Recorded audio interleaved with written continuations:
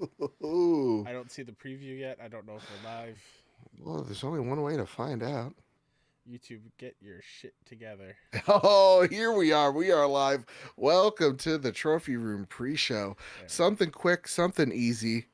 As I get all the notes just ready for everybody. Let's guess the game. And sometimes we're gonna need your help, so make sure if you're in the chat, you help us guess this game. I'm gonna go right off the bat and say that's Kingdom Come Deliverance 1.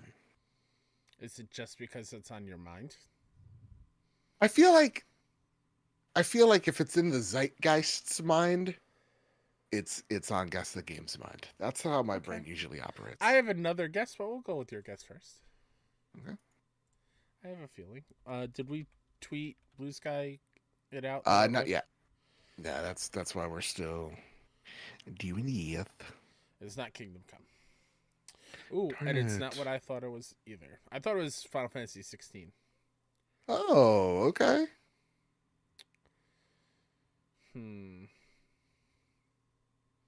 Tegan, have you ever caused chaos in that little walled off city there? I don't think so. I don't think I have either. Like, I want to know what's going on over here. Yeah, that's what I was. Like, is that a ship? This wouldn't be like one of the Assassin's Creed like Ezio ones, would it? It could be. Could it be that oh my goodness. The Assassin's Creed 3 spinoff? Oh, Liberation? No. Rogue? I didn't play it. I didn't play it either. But I see the ship. That's what like I'm thinking. I think we might be right though. I think it's an Assassin's Creed game. Let's do one of the Ezio ones first. We built our honeymoon around places in Italy for Assassin's Creed, and we went to Monteriggioni, and it's teeny tiny, and there is no mansion at all. I was very disappointed. It's not an AC game. PS3 360. PS3 360. That looks like a Souls enemy, but it's not a Souls game. No. PS3. What is it, like a buzzard? What is that? Yeah. Could it be the first Dragon's Dogma? Ooh. I remember that game. Kind of looked like shit. Could be. Gonna go on Blue Sky. Hello, Blue Sky. Look at you, hey! Did I do it? Yeah. Fuck, I was just throwing caution to the wind. Nice. Oh my goodness. All right, one more guess the game, and then we're gonna get to this show. Let's do it because I did not post a Blue Sky yet. You didn't skeet? I haven't skied yet.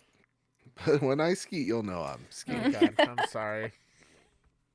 You had to start it. Sorry. What is this? Something old. Yeah. Like OG Baldur's Gate, maybe? Sure. Works for me. Let's try. That looks like some sort of gate with a lift system. Yeah. That's not damn. 91? Morrowind. Okay. I was gonna say on Elder Scrolls. I don't think it's that, but let's try it. Damn. Oh, PC.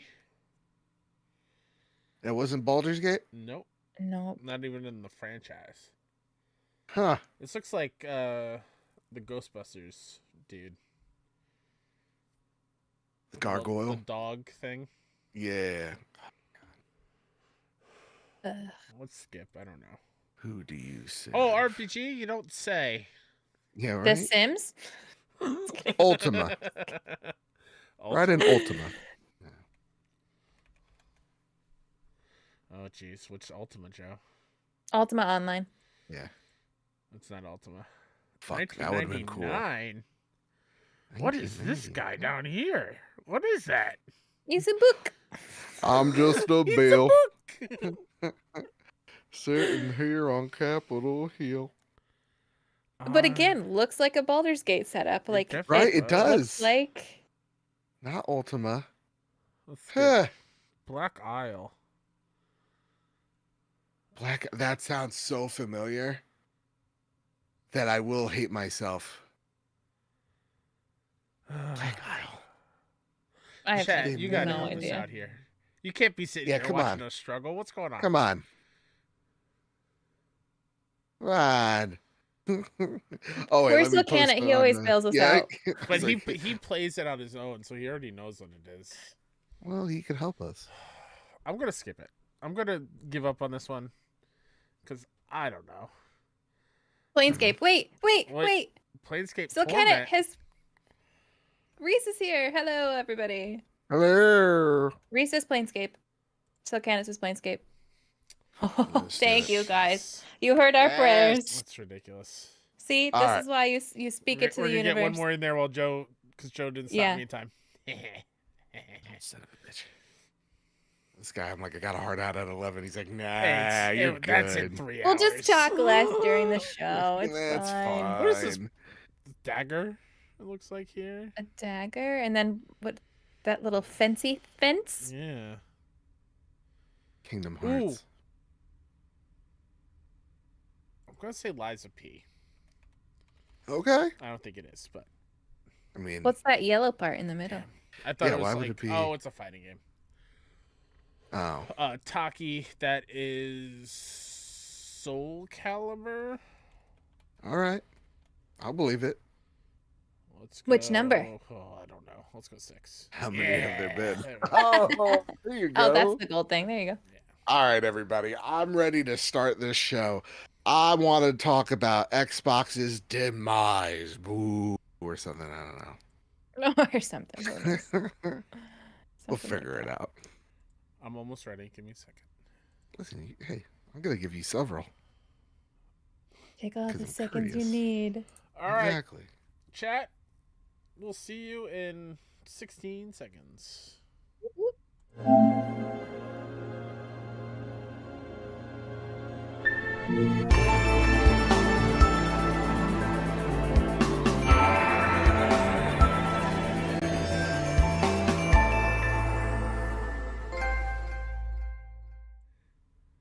Oh, wait, no longer greatness has arrived. Welcome to episode 414 of The Trophy Room, a PlayStation podcast made by the players for the players. I'm your host, Joseph, aka Mr. Badbit, and it is here where we chat about the latest and greatest in all things PlayStation each and every week. And speaking of this week, we're talking about the best racing franchise coming to PlayStation 5. That's Kyle's words, not mine. State of play rumored for next week, and lots of flash news and so much more.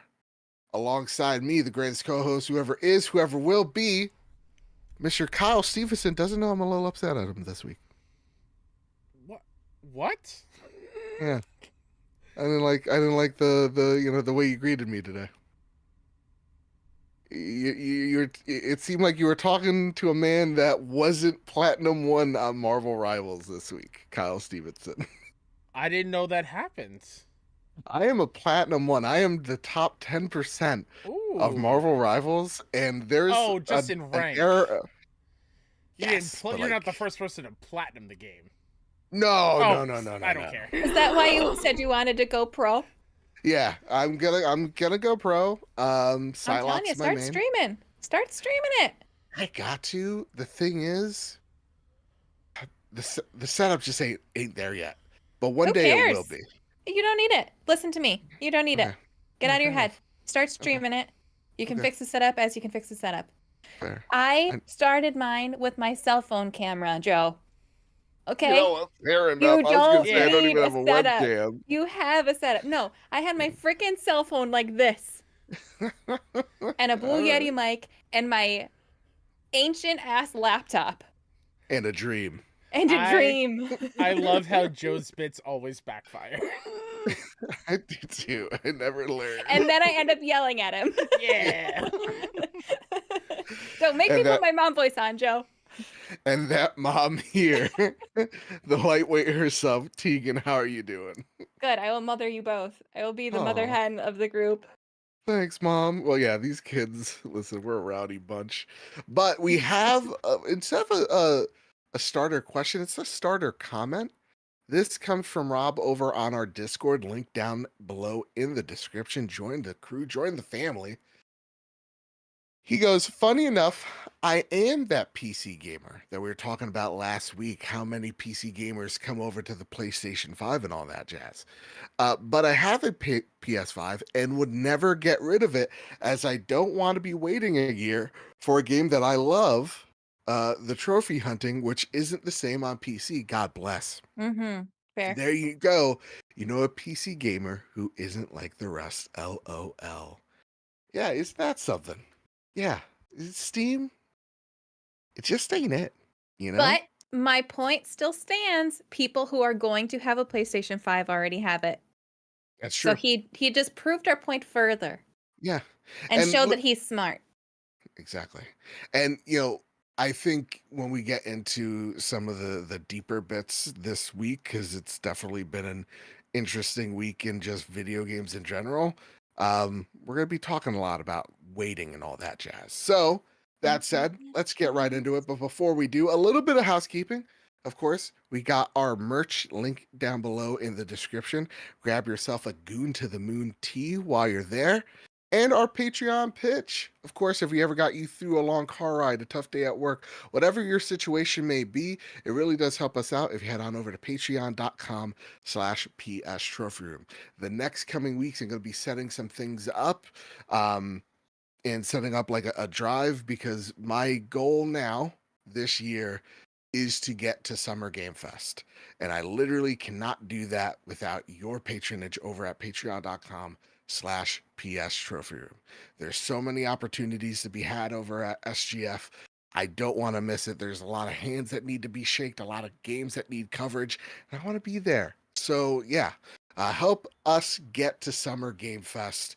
Go to patreon.com/PS Trophy Room. Help us out. It would greatly be appreciated. I want to thank our newest members, Low Rate Nate at the Platinum tier, Michael Hassett at the Gold tier, and Big G re-upping at the Bronze tier. I want to thank our premium producers, Todd Burowitz and Toxic. I want to thank our Platinum members, JC, Jedi Master Ren, Cowboy Danger D, Jonas Young, The Green Gorilla Gamer, Chaotic Monkey, Ryuko Kill 90, Stephen Flesh, Strubles and Bits, Aaron, Bertos Maximus, Tommy, Chris, Hybrid 748, Matt Valdez, Silcanet, Decimine, Mitchell Gramling, Michael Thomas, and the Enchanted Goat. Yeah, see, look at I'm carrying it over for last It's week. better. It was better. It's better. I'm getting there. I kind of prefer last week's a little bit though. I feel like More I'll get chaotic last week. I'll nail the Winnie next week. Don't worry. Gold members: Cypher Primus, Doth, Simon the Pie Man, Jesse Garcia, JB the Purple Monkey, Hyde Indoors, Katie Mitchell, Kevin Mitchell, Kevin Diaz, Marcus O'Neill, The Red Arrow, Aegis Hermit, Androsaur, Astronaut Jr., The Winter Gamer, Stingray X, Robbie Bobby Miller himself, Brenton Zachary, Final Fan XZ, Hambone, JD Dillinger, Stone Cold ET, Tino Six Speed, N Johnson, Sean McKenzie, Rick Arrington Solo, Matthew King, Duh Overlord, Dewane Raksha, Drellish, Rick Davis, Steph Midler, Samuel Nestling, Maximum Carnage, Jazz and Bren, and the Lord Commander Suddy. Thank you all so much. You are the reason why this show keeps going, the reason why we look so great, sound so good. It's because of your generosity over at patreon.com/PS Trophy Room. But listen, we got a shout out to our YouTube members. Shribbles and Bits, Lisa Hauer, and Tommy. Hooey. Now, enough of all that. It is time to square up what is some of the biggest news I think that may have dropped this year. Kyle Stevenson, take it away. First bit of news that needs to be squared up is coming to us from Matt Kim over at IGN. And Matt writes, Forza Horizon 5 is coming to PS5. Xbox's popular racing game Forza Horizon 5 is heading to PlayStation. In a surprise announcement, Playground Games announced that the most recent Forza Horizon is coming to PS5 this spring. It will be the latest Xbox exclusive heading to the PlayStation console following games like Sea of Thieves and Indiana Jones and the Great Circle. The PS5 version was developed by Panic Button in partnership with Turn 10 Studios and Playground Games. I'm so sorry. I had one of those things where I had like a bubble stuck in my throat while I was reading. Damn you, carbonated Honest Celsius. suspense. Yeah. The PS5 version was developed by Panic Button in partnership with Turn 10 Studios and Playground Games and will feature the same content as the Xbox and PC version. Furthermore, car packs and the Hot Wheels and Rally Adventure expansions will also be included. The move comes amid growing interest from Xbox in releasing its games on non Xbox platforms, including PlayStation and Nintendo Switch, with Xbox boss Phil Spencer confirming its intention to support the Switch too. In the most recent investor call, Microsoft revealed that while Indiana Jones and the Great Circle reached 4 million players and Game Pass on PC grew 30% to increase services revenue by 2%, overall gaming revenue fell with console sales dropping nearly 30%. This may incentivize Xbox to prioritize Game Pass and push for more games and other hardware. And in an update, Microsoft is continuing its string of PlayStation ports by bringing Age of Empires 2 Definitive Edition and Age of Mythology Retold to PS5 players in only a few months. Age of Mythology Retold kicks things off for PS5 players on March 4th, 2025. Launching alongside the Immortal Pillars expansion, fans on PlayStation will also have the option to purchase the Premium Edition for 5-day early access starting February 27th. Those who pre-order their copy will also enjoy 2 exclusive blessings for the Arena of the Gods mode. Age of Empires 2 Definitive Edition is slated to follow at an unspecified point in the spring. Its release will also coincide with the new expansion. Okay, first and foremost, Age of Mythology is my jam. I love Age of Mythology so much. I heard Retold's great. I was a patient boy and I waited, and my patience has been rewarded. I legitimately am so excited for this. It's one of my most anticipated games this year. I love it, like Age of Mythology, but just the Age series, like Age of Empires. Literally, why I fell in love with history. It's why I wanted to be a history teacher for so long. It's just, yeah, that started my love of just knowing how this world became. So I just want to give a big shout out to just those teams and just knowing how appreciative I am that they're here. But listen, now we got more rumors of Gears of War, a Halo announcement seemingly imminent. Phil Spencer outwardly saying no in the Dustin interview when he talked about keeping Starfield off of Xbox. He's like, no, they don't see the point in, keeping their content on just solely their platform. And now we also have job listings pointing that Perfect Dark is also headed to PS5. So it just seems that Xbox's strategy now is a multi-platform publisher, which kind of just makes sense because after the absorption of Activision Blizzard, this like game by game basis, just the money was gonna eventually win anyway. So it kind of seemed weird that they kind of found themselves in this weird quagmire of what constitutes a game that should come over to PlayStation and what shouldn't. And now they're kind of saying, no, let's just do it. The only question of it is no longer if these games come to PlayStation, it's just literally when they come to PlayStation. So Kyle Stevenson, I want to know, where were you on January 30th, 3 o'clock in the afternoon Eastern Standard Time, when the console wars died? I was working.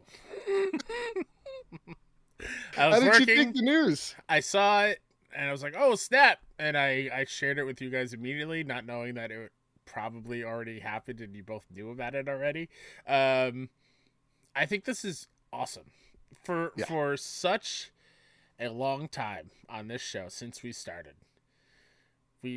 Questions have all been asked of us. You've brought questions, Joe, and it's always like, what is one franchise from Xbox that you would love to see on PlayStation? And I've always answered Forza because Gran Turismo is not my thing. It's too simmy. I wouldn't be the same thing if it was saying the same thing if it was motorsport. Like, I very much loved my time with Horizon when I did play it, Forza Horizon, that is, and I think this is fantastic. Like, the Need for Speed racing games just aren't doing it for me. Everyone's like goat of Burnout Paradise is just not my jam. I prefer the old school Burnouts. Just Forza Horizon was such a great sweet spot, and I'm excited to play it on my preferred platform. Like, this is very exciting. So not a not a feeling of like, where do we go from here? No, like Yeah. honestly, this kind of goes with the weeks blend together, so I don't know which show we discuss this on. What is That's fair. time? What is Exactly. time? But like I feel like this might be PlayStation's answer as to why they're not talking to us. I Of mean, like from first party things. Like yeah. we're getting so many like Xbox games coming to PlayStation. We've got other sorts of just games coming out seemingly nonstop. That I feel like the window for us to play the upcoming release window is filling out with non first party stuff that Mhm. still makes it feel exciting for us, like the hardcore Yeah. kind of thing. It is like the one thing that I've seen a lot online. And I kind of share the similar sentiment. It's like, wow, it's Xbox that comes saves the day for PlayStation's barren lineup right now. Is like filling PlayStation with a ton of content. And like, I I seen another folks online. It's like, oh, right when Xbox hits its cadence that they've promised for so long, it all goes multi-platform. Again, I think still truly exclusives are going the way of the dodo. No matter where you look at it, things are changing. The whole landscape of games and how we consume it is changing. So I bring this over to you, Light. Where were you when the console wars died, man? Were you waving the flag? Were you grabbing Mr. Light and kissing him in the center of Times Square? Where were you? Yep, I am that picture. Yep, That's actually me. We time traveled just for that moment. it's Um, beautiful. I just, my only thing is, I know they had no way of knowing at the moment. This all gonna make sense, I promise. I know Xbox had no way of knowing at the time.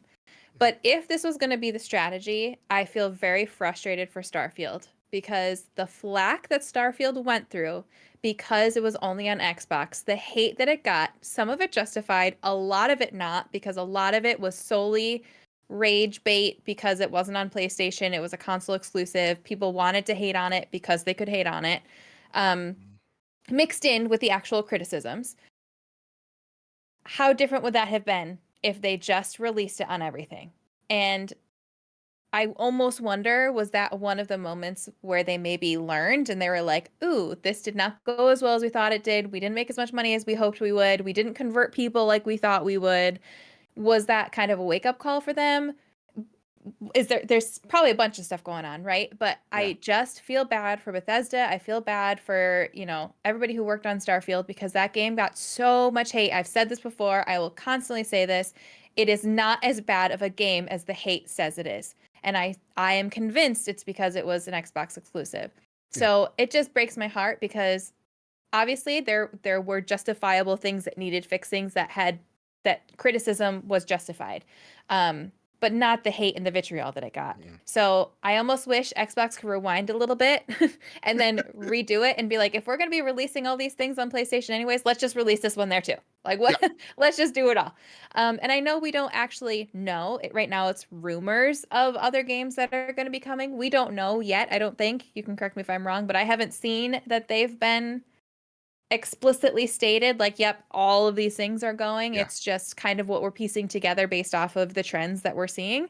Exactly. But if everything does go over, I'm gonna be annoyed. I'm gonna I be mean, annoyed for the team, if yeah. just for the team. I think though it makes me a little optimistic for the future, but then even then it's like, well, what are they gonna? It's like how many of these? Let's be real, guys. How many of these console war channels are gonna just turn into the culture war channels? You know what I They mean? already have. They already have. The They're transition's one been in so the same, fast. Joe. Yeah. Like I That's can't true. really. That's The true. crossover, when I got the Starfield review code and I tweeted about it and I was all excited because it was my very first review code that I ever got. It was Starfield and Bethesda. Obviously, you guys know how much Bethesda means to me, but Mhm. also my very first review code that was huge for my career, for my, Yeah. standing in the industry. So I was very excited when I tweeted about it. I had so many, and when I say so many, I mean three, but they have a lot of followers and it was getting a lot of engagement. People screenshotting, not even retweeting. So I didn't know unless somebody tagged me in it. And, calling me a shill, calling me this, calling me that, whatever, because I was excited for Starfield. But then also, getting a little misogynistic because I'm a blonde girl who's excited, Yeah. turned into, oh, look, this hot girl got it because she's a hot girl, which also thanks. But, Tattoo, red um, flags, yeah. but it's just they're the same. They're the same. Yeah. The console war haters are the woman haters are they're all the woke I hater. mean, It's just all the same. They're one umbrella. Alex says it perfectly. The Venn diagram is just a circle. Like, Exactly. it's so like the one thing that I'm like optimistic for, because like those people truly don't matter. I saw them; they were angry at Kingdom Come Deliverance last week. Now they're like, oh, it's a victory for us somehow. I forget. I don't know. They're so dumb. Because it only had 100,000 concurrent players. Like what? I hate them so much. They're so stupid. It's like we're dealing with, dude, I don't know, man. I thought they'd be cooler. I thought they'd at least wear snazzier suits. They're just the dumbest people. You'd Anyway, think they'd be the hottest people on the planet. You'd think they'd be the hottest people on the planet. nope, they're uglier versions of me somehow. But like, I'm excited for those conversations though to die of like, yeah, they're a PlayStation exclusive comes out, you're gonna get like oh, look at they're reusing an animation, and then like you're gonna see, an Xbox Kratos game pushed come that out. boat that same way already. Exactly, and they're like, oh, actually, like you're not gonna see the dumb side. Hopefully, you're gonna see like the end of like the dumb side by side comparisons. Oh, I hate those so much. I've always hated those because exactly, I've never even seen the value. And back in the PS3 360 days, like I don't care. Like I don't care. Is the game fun? Can I play it on the system that I own? Cool. Right. Great. Right. You just brought back you triggered my PTSD, by the way, Joe, of like the reusing animations because they instantly got brought back to like Ragnarok and then in the canoe of like, oh, that's the same thing from 2018. They're not doing anything. So it's like at least those. They clearly never watched Disney movies. Exactly. The lack of eloquence. Same characters. Same characters. But like, at least those dumb shows will go away. What I like, I think like, you're right. Starfield, was it the best Bethesda game they ever made? No. Was there criticism to be had? Yes. But was it overkill? Absolutely. Like I'm here on the trophy room last year that I was enjoying my time with Starfield, right? Like there are people that get elevated for spreading that negativity and they just say it's comedy or whatever have you. I don't subscribe to that logic. It's annoying. So there's part of me that thinks, okay, awesome. Maybe the conversation could change maybe a little bit in the positive, right? That said too, like when it comes to Xbox games coming to PlayStation, we no longer have the question anymore since Phil came out so definitively and said, no, like we don't see the positive of gatekeeping our content. We want to put it out everywhere. There are some weird things though. I want to know what you guys think. He said something along the lines in one of the interviews. He's like, I want us to quote unquote win based on our hardware capabilities rather than our software. I just thought that was a really weird quote because I'm like, but the PS5 and the Xbox Series X, let's be honest, they're pretty much the same thing. Well, I've heard one has more teraflops, whatever that means. Not the flops. I don't even know what that means. One of them has more. One of them has more Old Navy flip-flops. Yeah. They use different dye, apparently. It's just... One of them have their Crocs in sport mode. The other one does not. Oh, dude, I always have mine in comfort. You kidding me? Sport mode? I'm wearing them right now. But if you want to know like the questions as to like why are they doing this, I think it's very obvious. Their hardware dropping 30%, and it seems like every other quarter we're hearing it dropping significantly, is for whatever reason, because I've said it here multiple times, I think the hardware's like freaking great. Like I think the Xbox Series S and X are really great consoles, but dropping 30%, then you kind of understand as to why. Phil also talked about margins needing to be improved over there on the Xbox side as well. And this is where they find themselves in. So to me, I kind of understand if you're the hardcore Xbox fan, um, you kind of feel a little lost in the woods right now. But more people just get to play the game. And we're PlayStation fans because of Naughty Dog, because of Santa Monica, because of Ben and all that jazz. We're not here to just I'm not here because the DualSense is nice, you know what I mean, or this rectangle is favorable to me. It's because of the developers that make these games. Do Yes. you That think said, we ever see PlayStation do something similar? Or do you think they only ever keep to the PC pipeline, which I know we're going to be talking about later, Yeah. so maybe we save that for later. But Actually, let's drop it right here. I think that's a really good transition. Um, I don't think so. I've made this proclamation in several DMs, and people look at me like I'm strange. I don't think you ever see a PlayStation game that's not a superhero game or a sports game on an Xbox. I think PlayStation's mission is now to take up whatever rest of the market share that Xbox has to gobble it up. What do you think, Light? yeah, I feel like if we were going to see that, we would have started to be hearing rumors about that around the same time as we were hearing it with Xbox because, in terms of public criticism and pushback, if your competitor's talking about it, you can just slide yours into the news cycle too and have it be a little bit less impactful. So I probably not. We've never heard rumors of that. We've never heard mumblings of that. They've never shown any interest in that, clearly. So I think it's probably PlayStation's going to keep to PlayStation and then also porting to PC eventually. Yeah. But it is interesting because there's a reason Xbox is doing this, and is PlayStation going to eventually start feeling the same way, or no, because of how their companies are structured is different. I don't know. It's interesting. Kyle, what say you? Everything is new. I know it's a brave new world out there, you know. I'm not.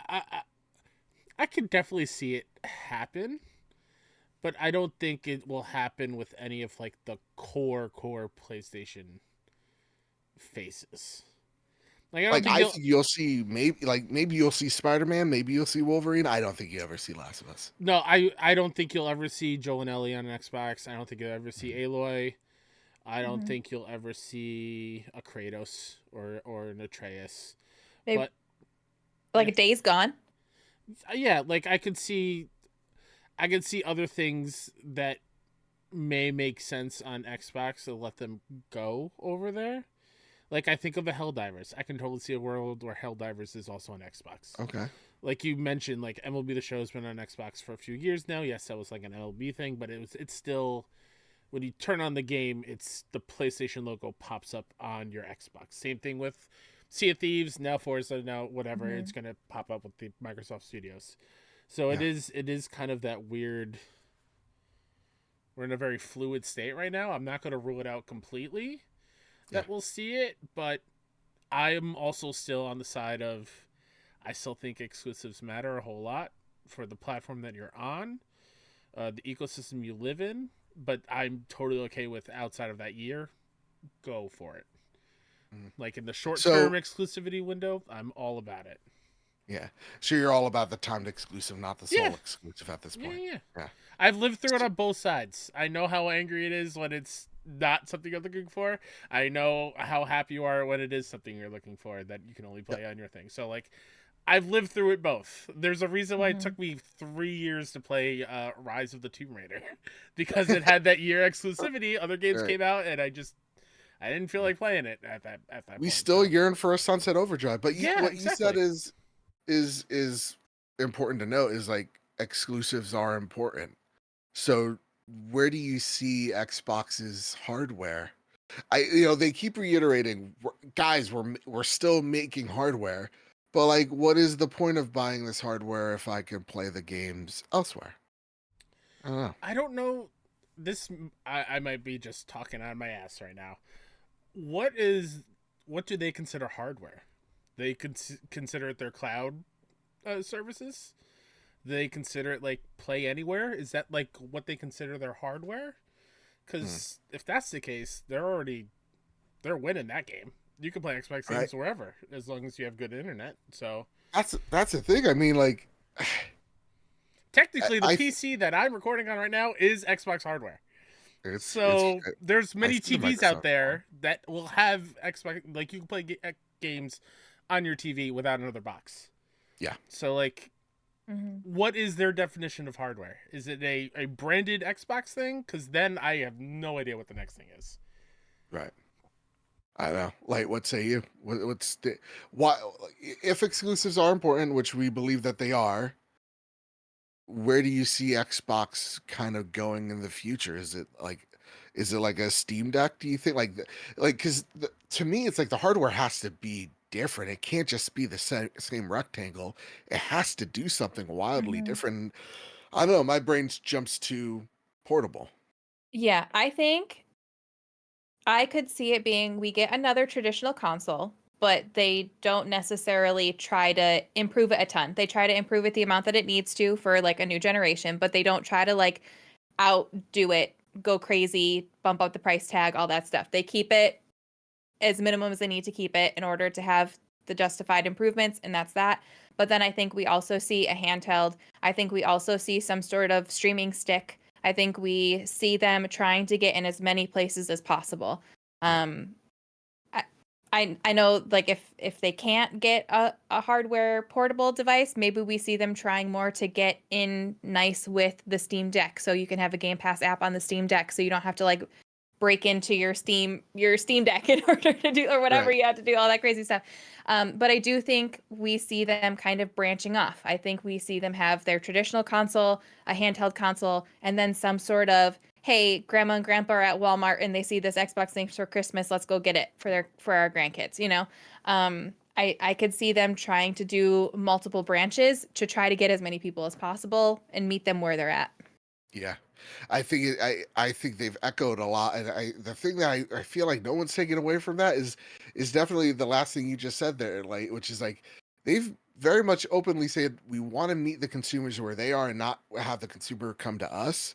It's like they're very much about getting rid of the gate, or getting rid of the wall so you could just come on in. Mm-hmm. Eliminating those barriers to entry because that's the problem with games.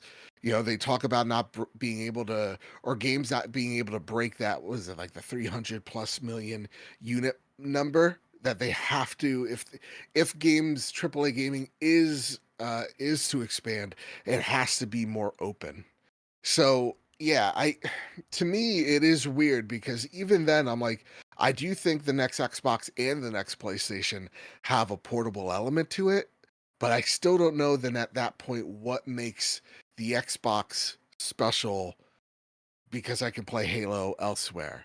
It it then boils down to what services are Xbox providing me that isn't on PlayStation, and then the next thought to me comes in the form of, well, what if we put Steam on it? What if we put Epic Games on it? What if we make this box truly a mini yet convenient PC for the typical gamer to come in, play, and doesn't want to deal with the rig stuff that PC gamers have to deal with? Just want that simplicity of it. Maybe that's where they kind of get it in on. But I've seen some people suggest, oh, this is just temporary. No. It's permanent. Xbox is a third party publisher that has hardware. That's their goal. That's their aim. It's how they make that hardware different that's going to really pay off. That said, Kyle, would you like to read the first question from the Green Gorilla Gamer, if you don't mind? Sure. Thank- Triple G writes in, "Sup, fam? It's been a while. Summon Nickelback. Been having a rough go at it, but I finally got full-time work again. Yay, congrats. Yay! Oh, I there you start go. on Tuesday. Fingers crossed everything goes well. All right. I am so insanely excited for Forza. I love racing games, and the last two Forza games I played were Horizon 3 and Motorsport 6. But my question isn't about Forza because here it is, it's confirmed. My question is about the other seemingly confirmed games. Joe, I've attached some screenshots. Read those before Halo. continuing. Halo. Yep. Ah, you're back? Good. This has me hyped. Are we getting Master Chief Collection before Forza in the spring? When do y'all think Mm. Gears is coming? Scared what the trophy list is going to look like, though. PSN Profiles has limits on the amount of trophies that can be in a list. So, like, what's going to happen if Master Chief Collection comes to PS5? They'll have to remove more than half of the achievements, or maybe they need to split the games up. Each individual game with its own trophy list, like how Uncharted Nathan Drake Collection has the 3 separate games separate. Interested to hear your thoughts. Also, Vampire Survivors has an insane amount of trophies, so I wouldn't worry about that. I bought Master Chief Collection on my Steam Deck, and those, whatever they call them on Steam, the Steam stickers, they pop for literally 20 minutes straight. So Xbox's big thing is they want you to be cross.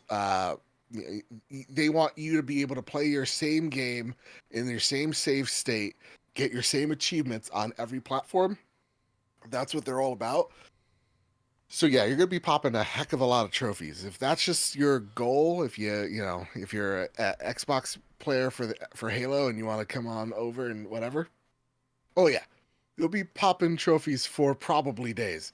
That said, there will probably be a master sheet where it has the platinum, and then a list of other trophies that aren't correlated to the platinum, like Sea of Thieves has it. So it actually has multiple trophy lists, and it's kind of like they treat one trophy list like here's the DLC, and then here's the main like ticket to get you the platinum. That said, Papa Taz writes, question for the Sony Pony Express. Yeah. Oh, we're a little early. With Forza finally coming to PS5, do we see the next installment of the game launch same day on as on Xbox and PC? I hope we do, since the rumor has it 6 will be in Japan. So that's the next question, guys. The next Forza game, the next Halo game, the next Gears game, will we see those games day and date on PlayStation, or will you see something along the lines of like PlayStation, PlayStation games coming to PC? What did I say? That was something funny? No, I don't know if it got picked up, but there's like Uh-uh. banging going on upstairs. I just see Kyle going like this. What? What you looking at? I thought I said something dumb again, unknowingly. All right, fair enough. So yeah, no, I'll bring this over to you, Kyle. What do you think? You gonna see day and date games on PS5 and Xbox? I don't know what they're thinking on that front. So because Yeah. so far it's outside of Doom, and I Right, know you're right. I'm thinking of another one that's day and date, or was day and date. Ninja Gaiden Black was day and date. Sure, but that's Right. not Xbox like first party or Xbox It's more owned kind of thing. It was more like a X-Dev type of situation. yeah. So I don't know Okay. exactly, like I'm blanking on it, but until we see that, I just don't see it happening. Because like I also think like we still don't have a confirmed date for Indiana Jones on PS5. Right. So until we get something that is brand new, make that day and date kind of thing, then I couldn't tell you. Because so far Okay. it's outside of games that have a lineage on PlayStation previously, such as Doom. We haven't seen the day and date plan so far. Okay. Like, what say you? Where are you thinking maybe a 3-month or 6-month delay, and then they come to PlayStation? What are you thinking? I'm leaning towards it would be timed exclusive on Xbox. I feel like typically when that happens though, it's 6 months to a year. So Yeah. I could see a year easy. I don't think it'd be longer than a year. It wouldn't be longer than a year. But I could see, depending on the game, 6 games to a year, depending on how big the game. I don't know. Yeah. That's what I would think. I think so. Like, it's a good question. I think this is when it's a game by game basis. Definitely comes into play. Like a game that's maybe a smaller game. Maybe you could say, oh, Avowed and like South of Midnight. Those games are Xbox coded, so we'll have these games for the next 6 to 9 to like 12 months. Then they'll trickle on over to PlayStation. Whereas I actually do think you see the next Forza game, like Jordan Ando in the chat says, depending on if the Forza they're dropping in the spring on PS5 sells well, probably. That was Kush Completionist saying that. So it's like, I think it depends on the sales numbers of these games for sure, but I think it also depends on uh, connectivity. Like if this game is centered around multiplayer, you need players, so it Mm-hmm. only Oh, makes yeah. sense if we're heading on over and going to PlayStation. So I actually Call think of Duty's also day and date. right. Oh, there you go. That's kind of a big one. Diablo, but in terms of Xbox Studios games, like Gears of War E-Day, I do expect it to be, if not day one, in the first 3 months. Halo first 3 months. I've been trying to talk to some folks that are deeper into the Halo scene than I do, that may know some stuff. And when I go, hey, what's happening with Infinite? And they go, genuinely don't know. I think that's a sign of well, maybe that, Infinite's trickier because Infinite is a game that they're pseudo supporting. They're already moving on to the next Halo with Unreal, but Infinite is a game that could definitely use more players into it. So I think it definitely is the game by game basis. X Bacon Gaming writes in, this one was a nice question, Bacon. We like these questions. Keep these questions coming in, okay? Always tries to get me to be spicy, this guy. I want to be Oh, he's trying to get us to be spicy Yeah, in chat There's too. some spiciness happening in chat Oh that my Oh. goodness. I'm He ready. thinks we're rookies. We see you. Yeah, We see you. you. This ain't our first rodeo. Be better, okay? You forget I was a high school teacher. You ain't nothing. Yeah. You're not egging this on. Yeah, and she's a female content creator to boot. Jeez Louise. That said, Bacon writes, I'm happy more people get to enjoy a great game like Forza. I believe exclusivity is stupid. Oh, look at you. The question is, with the crazy value that is Game Pass, at what point do you sit back and tell yourself that the value is worth purchasing an Xbox or PC to subscribe? This lineup for 2025 is a crazy value. It's true. I mean, Vowed, you got South of Midnight, you got Doom, all those games right off the Ninja Gaiden, Black, 2. It's there's a lot of really awesome games here. And I think if the value proposition, I mean, maybe the exclusivity, I bring this over to you, is the thing that sells the box, not so much the exclusive game as it is Game Pass. Is that thing, is the value proposition enough for people to go, Game Pass, let's go, let's do this? You nod your head? I think there Xbox you go. has been very. I thought I was muted for a second. No, I you're think good. Xbox is very clear that they are pushing Game Pass. That's all they care about. They don't care how you participate in Game Pass. They want you to have Game Pass. So whatever that looks like for you, they're trying to get Game Pass where they can get it. If you're Game Pass on PC, go for it. If you need to get a console, go for it. If they can get Game Pass on your PlayStation, go for it. Yeah. That won't happen. I'm just saying. I mean, listen, never say never, man. At this point, it's crazy out here. I don't first off, I do want to just shout out Danny D. Wally here in the chat. He hates when I call him Danny. It's it's Daddy. No, it's Danny. Because I do troll them a lot when they're podcasting. But we're professionals. Certified Are professionals. we? You're not gonna Maybe you Where? used to be Are we? professionals. Then I joined the show. You're right. We've unbuttoned a collar or two, but I still own a tie. My bad, guys. My bad. That's all good. Kyle, Where were you is, going with bringing up Daddy Diwali in chat? Oh, because he says that Joe's always mean in our chat, and I am. I'm trolling them on a 24-hour basis, 7 days a week. They don't understand. They don't know. They genuinely, how most of my chats work, people don't know if I'm genuinely being serious or a dick, and that's the line I like to skirt. Sure. It's just kind of being an asshole. It's a game you like to play, which I would never. Yeah, no, it's, again, that's my love language, pushing people away. But no, Kyle, is that just the sheer value proposition is what the Xbox is? Yeah, I definitely think it is. Is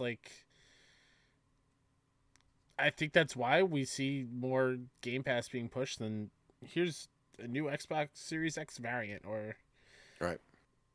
like I know it goes on sale, but I don't often see the hardware itself go on sale as much as I do like, hey, get yourself Game Pass for a reduced price. Yeah. So It definitely feels like it's the platform. yeah. It's not so much the console. It's this whole big slew of things. So like I think like honestly, Game Pass you can say is another vertical that's like if that value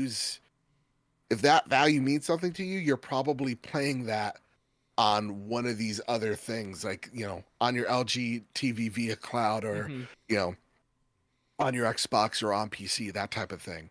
Yeah. And That said, that's the to answer Bacon's question is I 1,000,000% understand the value. Yeah.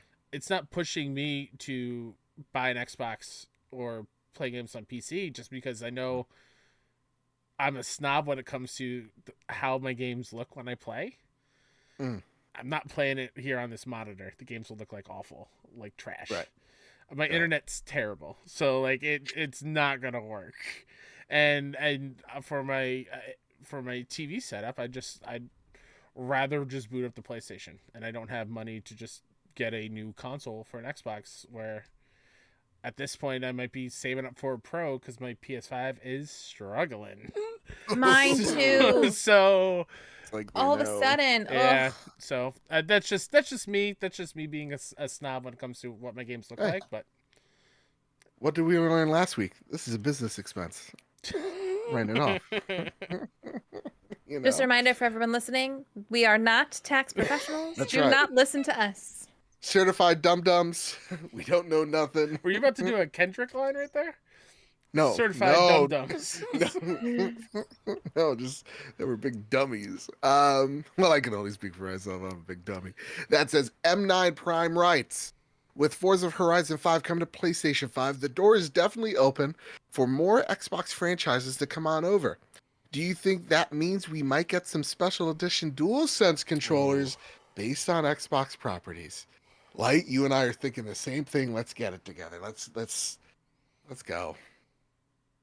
I couldn't find it for a second. Here's Starfield. Let's go. Do not tempt me. Do not tempt me. It would be so cool. It would be so cool. It would be so cool. It would be the coolest fucking Can you thing ever. imagine a freaking Gears one? A Master Chief one? Are you kidding me? Green and gold. Are you kidding me? It would be so good. Oh, that'd be awesome. Hey, has Horizon shipped our anniversary controllers yet? No. Have you looked into it? I'm gonna be honest, I've forgotten all about it. Damn it! It's gonna be 2 years from now, and he randomly gets them. And he's gonna be like, "What are these?" I think I he got charged sold $200 them from and just Verizon? forgot that they were supposed to be ours. Yeah. Yeah, I'm a scalper. Fucking hand. Yeah, no, it's just weird. At the end of the day, it's weird because it's like the console war went out with a whimper. There wasn't, you know, it wasn't like a big thing. It was just Phil on a podcast. I don't know. It's kind of like an end of all the playground eras that was, you know. So that said, the future definitely looks like something. I don't know if it's necessarily good, but I would end on It this. definitely looks like something. I see there is a future out there somewhere. I don't know see the what it calendar looks is still going. When it stops, They I don't assure know. me. like. There's a light way down there. Do I walk towards it? I think. But like, you know, I've seen people now going like, "Oh, PlayStation's not going to head to PC." It's like, nah, man. Like, don't believe. First off, if you read Icon Era, not to judge other people that write seriously on it, or to a good laugh of like, how can someone think this way, or like they're sad, whatever. Don't go on Icon Era. Nobody knows what the hell they're talking about over there. Don't use them as a source. If you I don't do, even know I'm what just that gonna. is. What is Icon? I've Era? never heard of it before. I'm like, do I live under a rock? Are I you don't know what this Are you No, miss you're saying Reset Era? No, this is like the PlayStation fanboy equivalent of Oh, Resetter. why do you go these places, Joe? Well, I'm gonna Joe's blame. going on Reddit looking at things he Yeah, shouldn't be looking exactly, at. Light. Going on all Exactly. these places. Come on, Joe. You're not gonna believe what I named that Patreon episode, by the way. Oh God. It's called Tribute. Jesus. Anyway, By Tenacious D. You should add the Yep. Tenacious D part. oh, I did. I said this wasn't the best episode ever. Just To all our tribute. patrons, I hope you enjoyed that story. You're welcome. Nightmares. But like, yeah, I found it out a week ago because of Kevin Diaz retweeted something. I did judge Kevin afterwards, but then we had a fun talk. Um, but no, like, PlayStation doesn't see PC as a threat. It's just going to be very interesting how they toe the line because this piece of hardware is everything to not just PlayStation, but Sony. It is literally the biggest cash cow for Sony, and they need to do whatever they can to protect it. And seeing budgets explode that the way they have over the past 10 plus years, it seems like we're coming to a head. It's just very interesting how PlayStation's going to toe the line of when things go to PC or not. Because I don't think they ever come to other consoles. I think their plan is to eat those things. If it's not like a Lego Horizons or whatever, you're not going to see that on Xbox. And I would love to be wrong, by the way. This is not me like trying to toot my own horn or whatever. Because I would very much love every game to be able to be played by everyone, but is what it is. That's it, Kyle. The next story on the list here is a rumor. Rumor Oh, has is it. that what you guys beat me to it. This is why we're friends. Oh, man. Tom Henderson over at Insider Gaming writes, PlayStation's next state of play is in the coming weeks, Insider suggests. That's according to Gaming Insider Nate the Hate, who's had a good track record of revealing gaming announcements and reveals prior to being official. According to Nate, the next PlayStation State of Play is in February, with the insider teasing that it could be on Valentine's Day. When asked about the next State of Play and whether or not it will be at the beginning or end of the month, Nate replied, quote, "What does your heart tell you?" End quote. PlayStation's last State of Play took place in September 2024, featuring games like Astrobot, Legacy of Kain, Soul Reaver 1 and 2 Remastered, and Horizon Zero Dawn Remastered. As of the time of writing, it's currently unclear on what the next PlayStation State of Play could feature, but it's likely to include Kojima Productions' Death Stranding 2 on the Beach and Ghosts of Yotai, both of which are scheduled to release later this year. So, with every February comes a State of Play. Man, there's just so much we don't know. So I bring this over to you, Kyle Stevenson. What is the thing you want to see? What's the thing you need to see? Well, I want to see student loan being forgiven for everybody. Forget it. The 22-year-old that hacked into the treasury or whatever, he's got other plans. What do I want to see? I want to see more Death Stranding, honestly. Yeah. And I feel like that will be a given because I think Kojima tweeted out like a screenshot of him editing something. And he was on a plane last week, I think. Sure. Yeah. Yeah. He travels. He's on planes.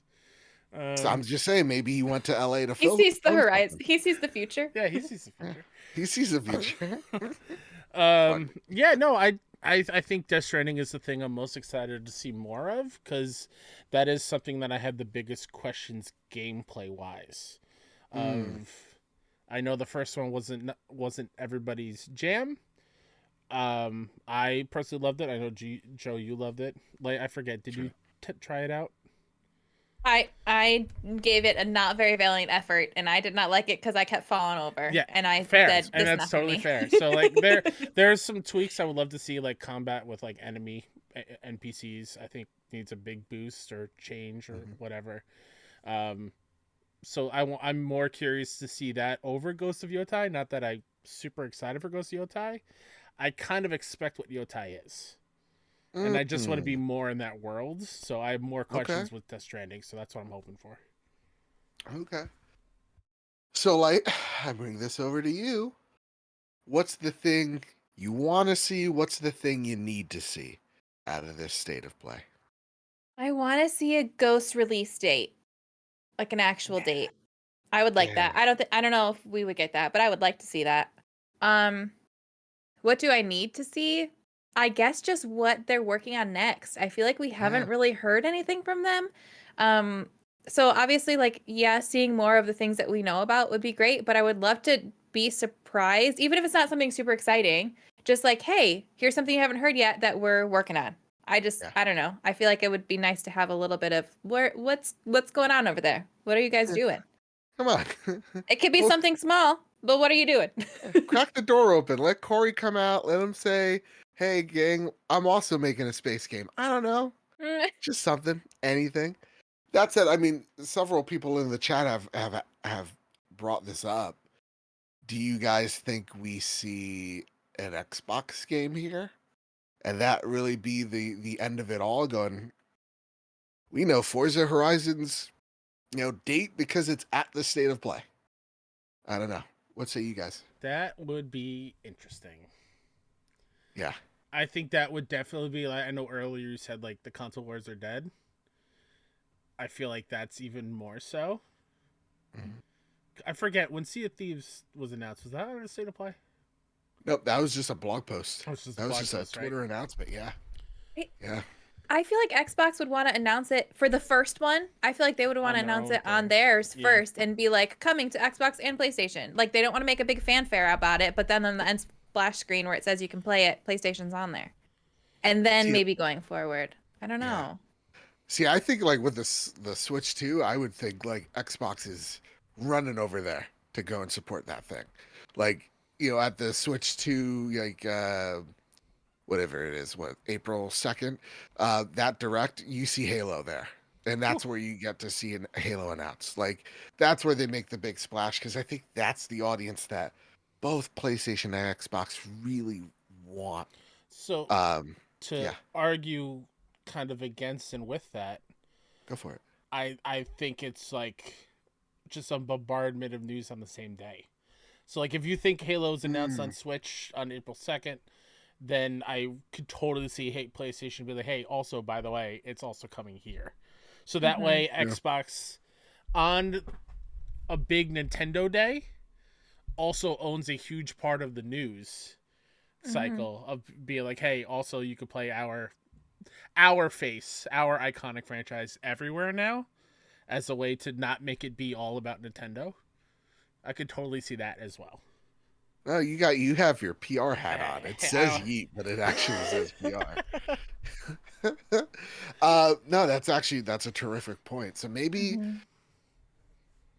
honestly, for the whole, I think that would be the bang that I would want, like the flash that I would want of the end of the console wars. Like, hey, here's the Xbox thing on the PlayStation thing. Isn't Sure. this weird?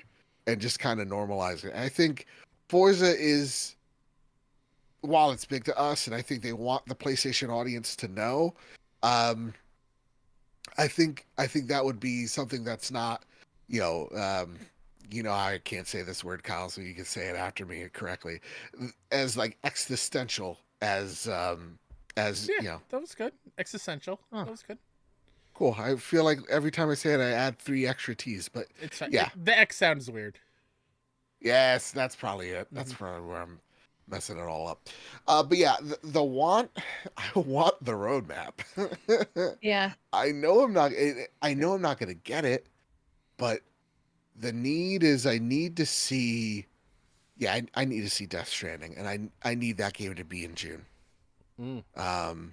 I think having the summer to itself is a smart play. I think you see Ghost of Yotei later. I actually think that's the fall game. That's like your September November game. Because I think it's big enough at this point. So and even as I say that, Jesus Christ, GTA 6 Yeah, exists. dude. Why the I say that? And like the And So rumors again, of Switch 2 being a June thing, like there's big megatons out there. I think a lot of people are waiting to put a release date on anything till we know when GTA 6 comes out because no one wants to compete with that. Because could you freaking imagine you give your release date and then GTA is like, hey, Yep. and then you're like, well, fuck.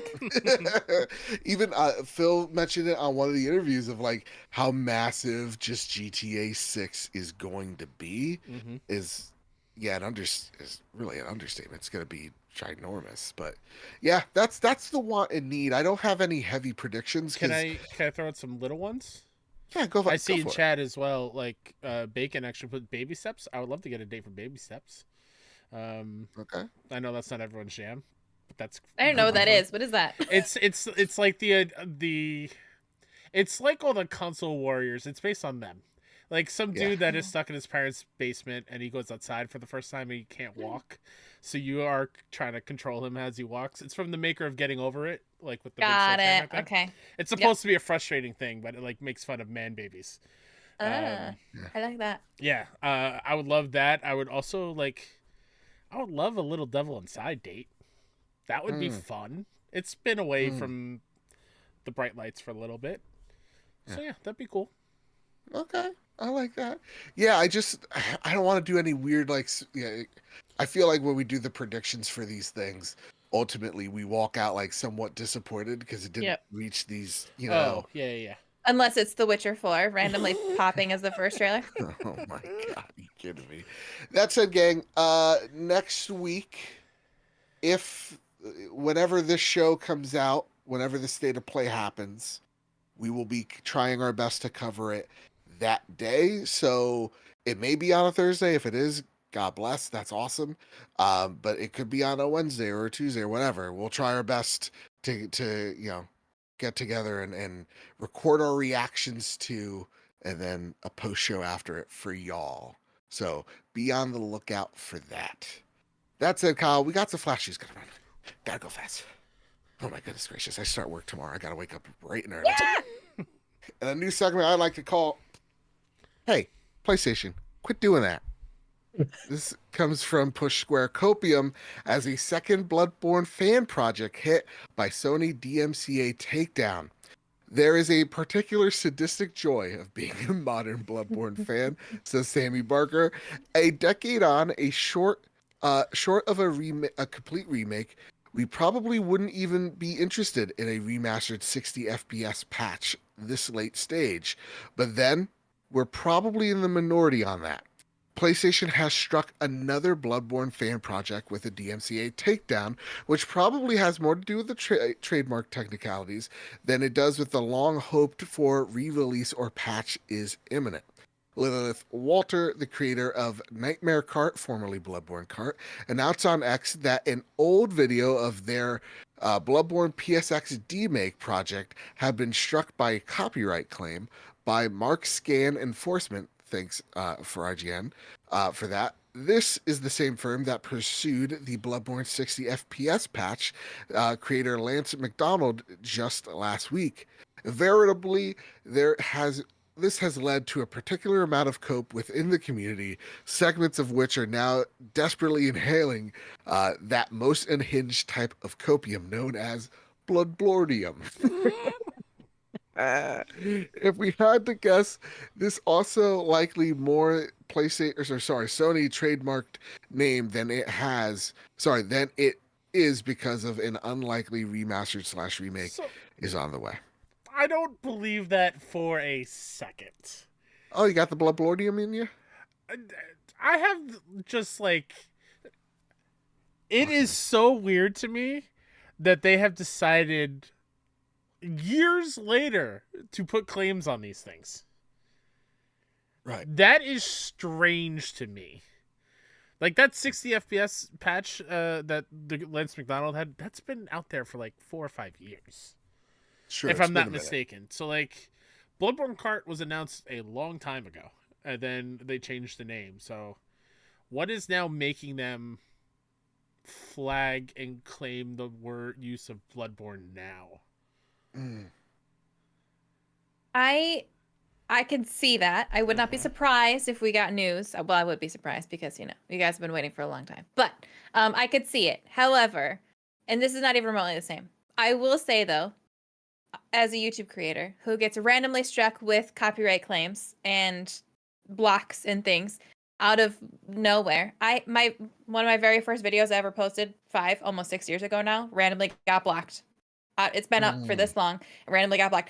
I don't know how it works. I don't know how their systems detect things. On that side, I don't know if it has to go through more of like a legal procedure, like working up the ranks. I don't know how any of that works. But I can tell you, like, it sometimes takes a while, even just like on the small scale of like a gaming video or a music or whatever. On my movie reaction channels, I always know when a video hits 100,000 because as soon as it hits 100,000, it gets blocked and I have to appeal it. And then when it hits 300,000, it gets blocked and I have to appeal it. And it's just, they have like little flags and like little things. So like if it hits a certain metric, it like trips their system sometimes. I don't know if that's the case with this, but a lot of times that's why it will be there for a really long time. And then, oh, all of a sudden it's blocked. Like one of my very first games I played on my channel was Metro Exodus. I randomly got my very first video of that blocked like a week ago. Like, that's been up for 5 years. What do you mean? What? Like, I don't... It makes no sense. So I don't know if there really is a rhyme or reason to this. I really don't. I would love there to be, but I don't know. I don't know. It's like they stumble across it and it's like, oh, it's gotten too big now. Now we need to take it down. Now too many people are playing it and know about it and want it. Now we're going to take it down. Yeah. This kind or it's because they're remaking it. Who knows? As you both were giving your arguments, I was just like, what's his name? Cusco in Emperor's New Groove. Kyle's a little devil on my shoulder. You're a little angel on my shoulder. You guys are arguing Just back and forth. it's the 10th anniversary. If there's a state of play next week, I'm just saying. It would be perfect. It would be perfect, and I really hope that that's the case. I really do. I just don't want you guys to get your hopes up because weirder things have happened. Oh, yeah, no. I have like a 5% stake in this but actually happening. Honestly, all of the chips are lining up to I understand the Bloodborne. What? Yeah. Whatever. Yep. Copium. Yeah. I don't know. I understand it because like you said, all these things are fitting really perfectly. How many coincidences can there be before it's no longer coincidental? I get it, but also don't get excited, please. Don't think about it because then you'll have your Witcher 4 moment, okay? But also wear all your Bloodborne merch if you can. Please, for the love of God, can we get her a sweater by next week? Someone contact insert coin, get me Bloodborne merch. Please, I'm on for the it. love of God. I'm This is the on only it. way we could get Bloodborne. The Last of Us showrunners explained. Oh God. Okay, so we finally got here. The next one. Yeah, we're skipping it. We're skipping it for this one because this one. Of course, you digital lover. The Last of Us showrunners explain why Abby isn't muscular in season 2. This comes from the VGC. We finally made it, boys. It was originally she's too muscular, she's trans or whatever, and now we're upset because she's not muscle. Guys, what are we doing here? Since the casting was announced, fans have questioned why Caitlin Dever, who usually sports a slim build, would be casted as Abby, who in the video game is very muscular. Now, ahead of the show's premiere, showrunners Neil Druckmann and Craig Mazin have explained the choice. Quote, we value performance over everything else, Druckmann said to Entertainment Weekly. Quote, we need someone to really capture the essence of those characters. We don't value we don't value as much do they look like the character with their eyebrows or their nose or their body or whatever it is. Oh, he's talking. It's not one of like written down. That's why it sounds weird. Anyway, it's not nowhere on the priority list, but it's below a bunch of other things that we consider. We would struggle to find someone as good as Caitlin to play this role, Druckmann explains. In the game, you have to play as both characters, Ellie and Abby, and we need them to play differently. We need Ellie to to feel smaller and kind of maneuver around, and Abby was meant to be played more like Joel. She's almost like a brute in a way that she can physically manhandle certain things. That doesn't play as big of a role in this version of the story because there's not as much violent action moment to moment. There's more about the drama. I'm not saying that there's no action here. It's just, again, different priorities on how you approach it. So there you go, Internet. All right. They're being faithful as one can. It's like Oh, my mic arm is about to fall off my It's like desk. Caitlyn is an actor working on several projects at once that No, demand different things. it's not even that. It's the first line Druckmann says that you read. They value performance over anything else. That is how Yeah, it should be with yeah. everything. Hmm. End of story in Also, my eyes. really, really glad that they didn't force her to bulk up, because how many times have we seen horror stories of celebrities who are completely changing their physique for a role that have awful, awful, awful consequences Right. for a while to come? You know, it's not healthy. So clearly she did an amazing job. They loved her performance. That's what mattered. And also good on them for not, I mean, I'm assuming, we don't know. Good on them Yeah. for not forcing her to do unhealthy things in order to fit a fictional character from a video game. Yeah. And I think like to go on that point, there was like one actor, the villain in uh Deadpool, Wolverine and Deadpool. They're like, so am I gonna get like a personal trainer? Am I gonna like bulk up? And they're like, no, no need. They're like, are you sure? Like that was actually one of the reasons why they wanted to. They're like, dude, I'm gonna get a personal trainer. I'm gonna get fit. This is gonna be dope. And they're like, no, there's literally no need. Your character is not about that. I'm like, you sure? But yeah, no, you're right. Like, the one thing that I feel like we were talking about just briefly as well is like reusing of animations. When you see Abby and how they move in the game, um, you're supposed to get the echoes of Joel. So like she definitely feels like, more of a tank like Joel is. And I think for this incarnation, I don't think that's necessarily the thing that they need for her. So yeah, it's cool. It's awesome. Great. Fantastic. The fact that Okay, this like is even a story and that people are exactly. upset about it, it's like, please. It's what triggers me when people go like, "Oh, she's not like oh my god, Bella Ramsey, like, oh, they're not pretty enough to play Ellie or whatever." I'm like, that's like a really weird statement because she is 14 years old. Like, like it's just Hmm. it's very weird. It's like, Mm-hmm. Hmm. again, we don't get it's similar from a few weeks back. It's like we don't ask the same questions of why Joel's Hispanic in the TV show. We don't now, or in the game or whatever. Like we don't ask those questions. There are changes within both the done in the show from the game that we don't question. Why is this the fucking hang up? Really really annoys me. That said, Jave Mavs has a great question. With all the new Last of Us Season 2 info we just got, who do you think the quote new character is? They added in that the game talks a lot about. My guess is the leader of the Seraphites. Also, with more Last of Us 2 info, what changes to the story do you think are in reference to Neil saying that they wanted to focus on more dramatic side than answering the question about Abby not being quote bulky enough? I don't want to get too much into the story here Mm-hmm. because that part I'll leave out because I don't want any spoilers here. But the character, because kind of like Bill, um, in episode 2, a very very different. Uh, I think the character is the leader of the Seraphites. I think what's her name, Maria? Absolutely. 1,000,000%. Yeah. Absolutely. And I would love to see more about. I would love to see just an episode of her rise. Yeah. Hmm. Truthfully, Yeah. yeah. Hmm. All right, gang. I had to do this to y'all. Oh No, God. I Joe. was like, can we make it the whole show without talking about that Capcom What showcase, if quote what unquote? if I accidentally just deleted? Oops, my Oop. bad. Oh no! Oh Can we talk no! about ex PlayStation boss saying physical media should stick around more All right, fine, instead? fair enough. Let's do it. Uh, Yeah. hey guys, have you Wait, seen this? when does Monster Hunter come out though? What? How much longer do we have to worry about this?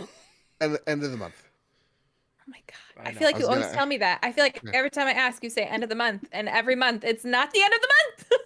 No, I'm sorry. I was gonna ask if one of you guys want. For those that do care, there's a Monster Hunter beta the next 2 Yeah. weekends. So have fun. Yeah. I know Monster Hunter's probably a great game, guys. I just Yeah, like to hate on it because it's not my funny. thing. I'm gonna be playing it day one. I got the Steelbook collector. Like, I'm ready. Cool. I hope you have a I'm ready great to be time. Happy for you, Joe. Dude with a big sword, cute little kitty cats cooking me up Sword. things. Yeah, swinging it around, doing flips, cutting off a tail maybe. I don't know. Also, in that Capcom Direct, Onimusha Samurai Destiny Remastered. That's the second game. Mm-hmm. There's new details on the new Onimusha game coming out next year. And Capcom Fighting Collection 2 comes out May 16th. Sindula, I think, writes in valiantly. Quick question: did anybody catch the Capcom showcase and thoughts? Uh, I did not. I watched it Oh, okay. because I heard Onimusha was a part of it. The definition of this could have been an email. there wasn't much. I actually did turn it off when they started the Monster Hunter stuff because it's not my thing, so I wasn't going to stick around to watch it. That's fair. The new Way of the Sword details were pretty minimal from what I watched. Mhm. Again, I was very sick with a fever, so there might have been more to it, but it was cool getting Onimusha 2 being remastered, but what they showed was like none of the action parts. It was like very much like all the talking stuff of like the big bad and whatnot. It's very strange. And yeah, and I believe the fighting collection that was the Xbox date, I think. I'm not sure on that one, but it was okay. All right. Yeah. Yeah. I I saw was in some the people gym. expecting like Resident Evil news. Like, no, this is not. Yeah. Oh, Making games. hey, next week, Resident Evil 9. Who Next knows? week? Who Who knows? knows? All right, Kyle, just for you. You're a trooper. No. Okay? We don't have to. We don't have to. You sure? Yeah. it's Well, fine. listen. Okay, what are the odds? Because Sean Layden, who never lied to me, he was on a podcast that wasn't our own. Which, Sean, come on, bud. This is a PlayStation show. Okay, talking all about PlayStation. It's a welcoming bunch here. We're nice. We're sweet. We're a couple of sweet peas. Come on over. Let's talk PlayStation, man. Gonna have fun. But he says that PlayStation has an obligation, PS6, to have a disc drive in that console. I don't think that's happening. I don't think so either. I think We're they'll gonna be sell it separately again. What? exact. 100%. They're gonna sell it separately.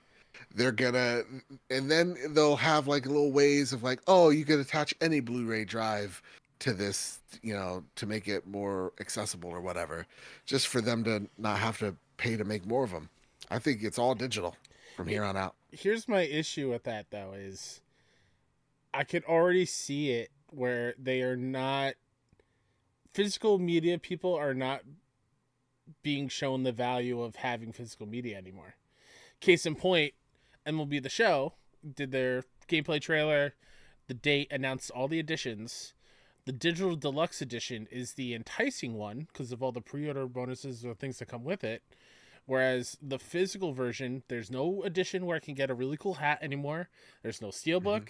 It's just a copy of the game and a chance at like a low numbered baseball card based on the cover of the athletes. Nerds.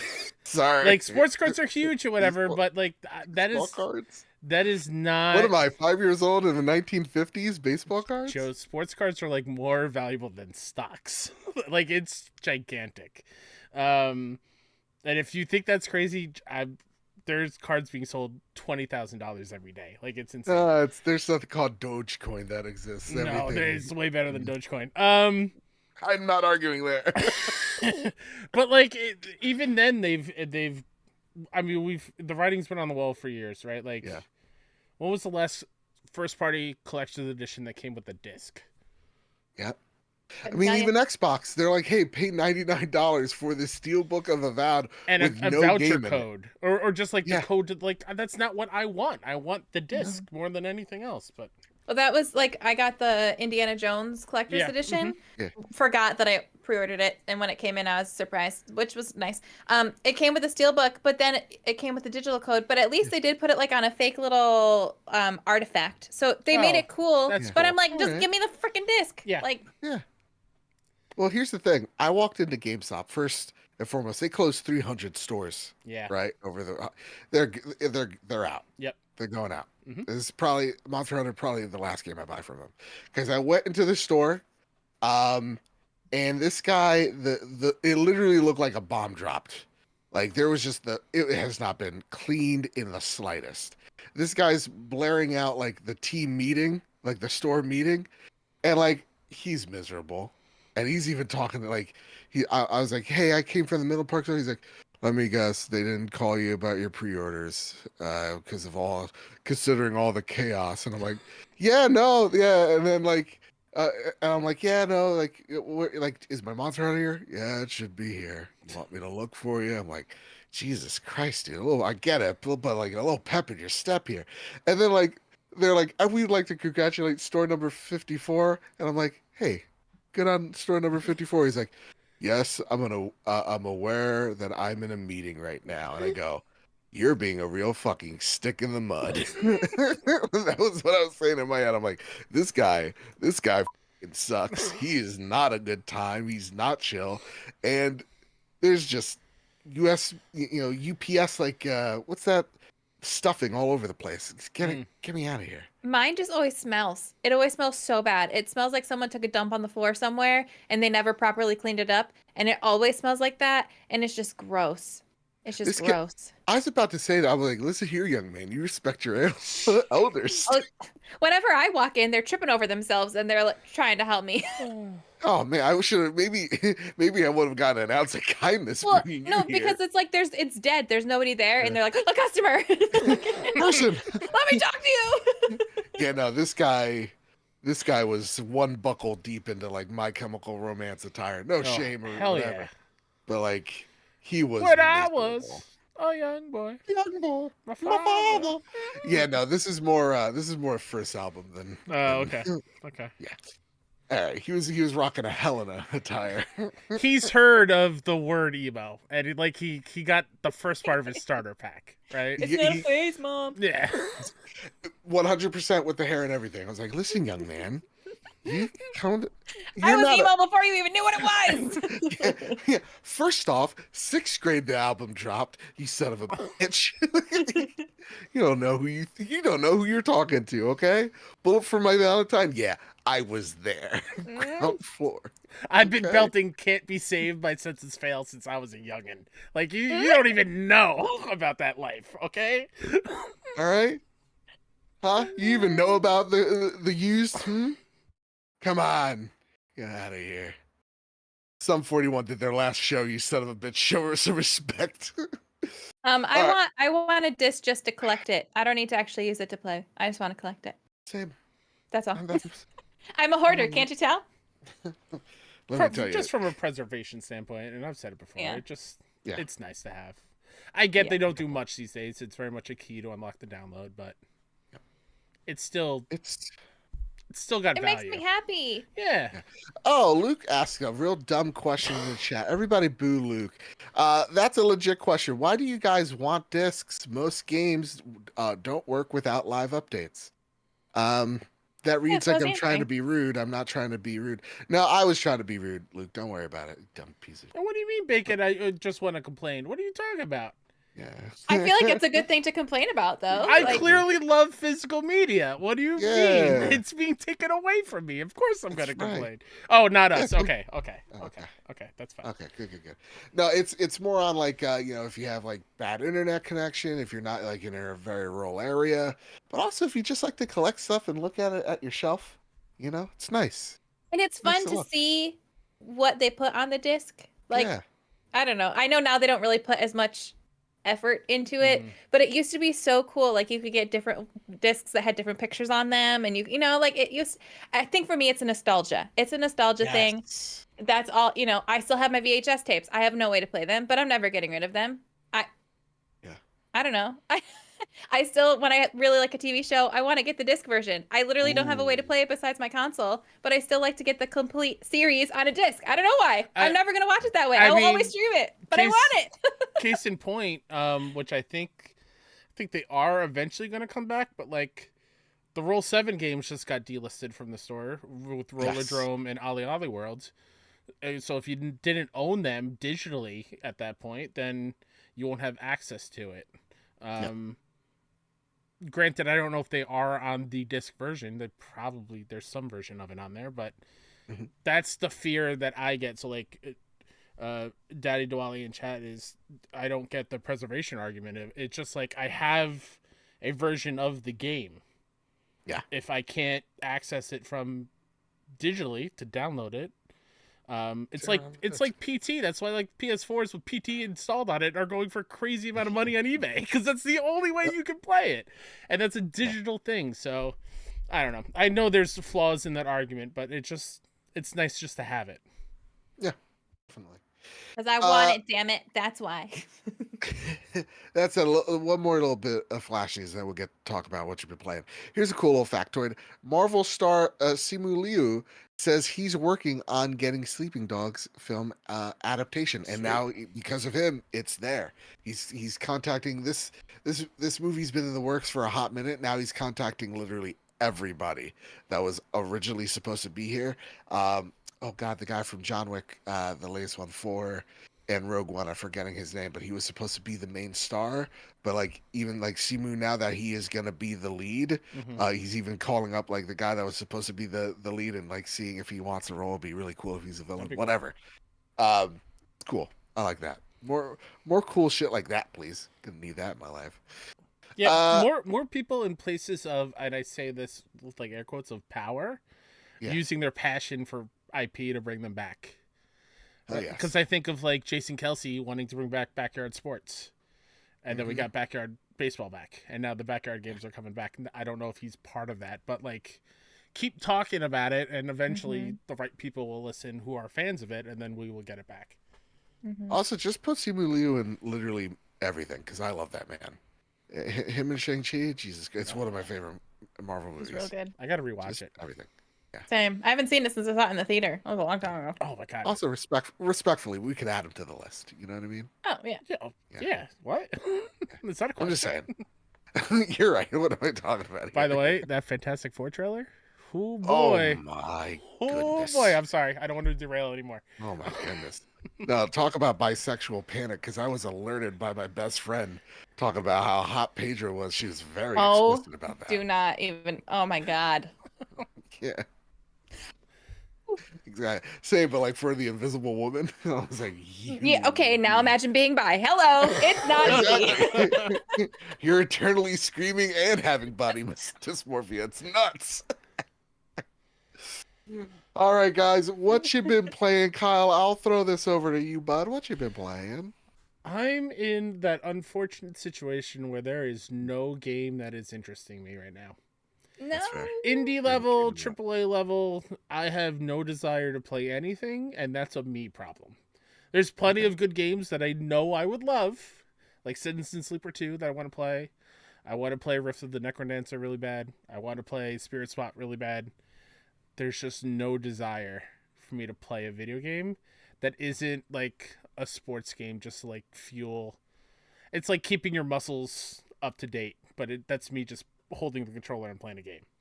Like that's kind of all that I'm doing, and it's a bummer, but that's kind You're of in your what it is game right hole. now. Yeah. It happens to the best of us. Luke says in the chat, Kyle, Avowed will be a game you should play. I'll play it in a year when it comes to PlayStation. if it does, I don't know. Yeah.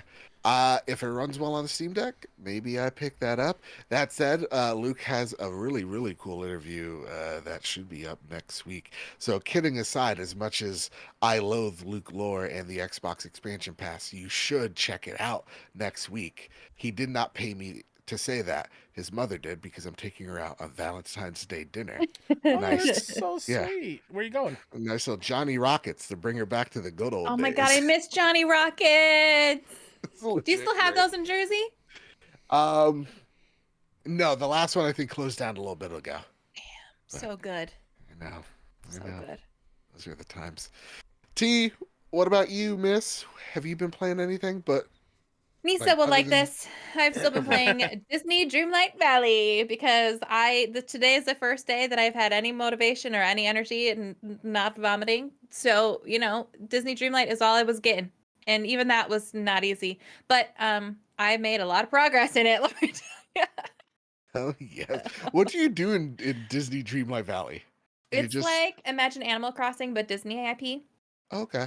So you're building up your little dream world with different Disney characters that you get to unlock. You have to collect the currency in game to open up different realms, and then you can bring those characters in. So most recently, it's really bizarre and honestly kind of scares me. But I unlocked Buzz and Woody, and it's weird because the little dolls are just running around your island and they're doll size, and I don't really like it. I don't. I kind of regret it. I wish I didn't do that. So, Aw. but I've got Ariel, Hmm.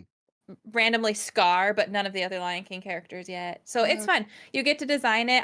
I spent a lot of hours last night actually just like designing and putting my houses and building things, and you farm and mine and fish and do quests, and it's just nice. You don't have to think about it. Relaxing. yeah, it's just nice, just chilling. And I'm a Disney Like girly, that. so I like it. Well, I got a hot take. You ready for this? This is what I've been playing this week. Oh I'm on boy. literally the last level of the Outer Worlds. Okay. Obsidian, you're turning me into a fanboy. Yeah. Because the Outer Worlds, well, wait for it. I love Starfield, but when I play the Outer Worlds, I'm like, this is what Starfield should have been. There's like this level of personality and tone that the Outer World settings have. Each planet feels so wholly unique. Its quest lines are just so damn well thought out.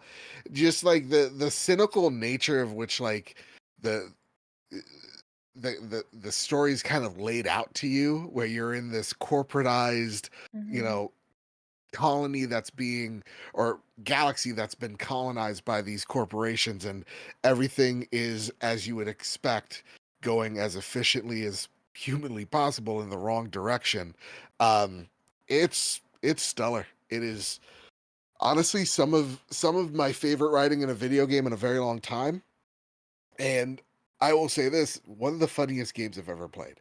Like, I'm literally, some of the comedic timings are just like so perfect. It's like as I'm clicking, X to say the next line, I'm thinking the next line. It's just always really rewarding. It's like, man, if they do something funny here, I think they're gonna nail, and they do, and it feels so good. It's like that. It's like everybody in the Outer Worlds is everybody from Pawnee, Indiana, in Parks and Rec.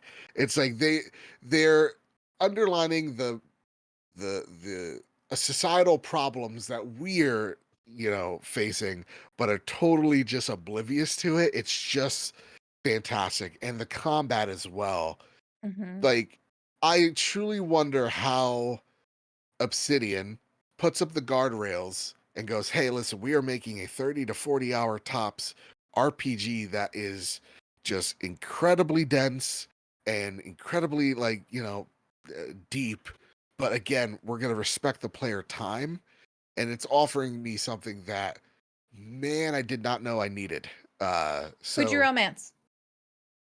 um well, Or who is your main companion, even if you didn't romance? uh The important questions, Kyle. it's true. This is There's accurate. one right answer here. For my limited time Yep. in the Outer Pavati. Worlds, there's okay. Yeah, Yeah, absolutely. yeah, She's But perfect. Pavati would not be interested in me, and so I respected that, that's fair. and What I did you found do her to love. Pavati? Exactly. What did you do? No, she was in love with someone else, and I was like, What did you? okay, so I'm not meant to be. This I isn't meant wooed to be. her. Are Yeah. you kidding me?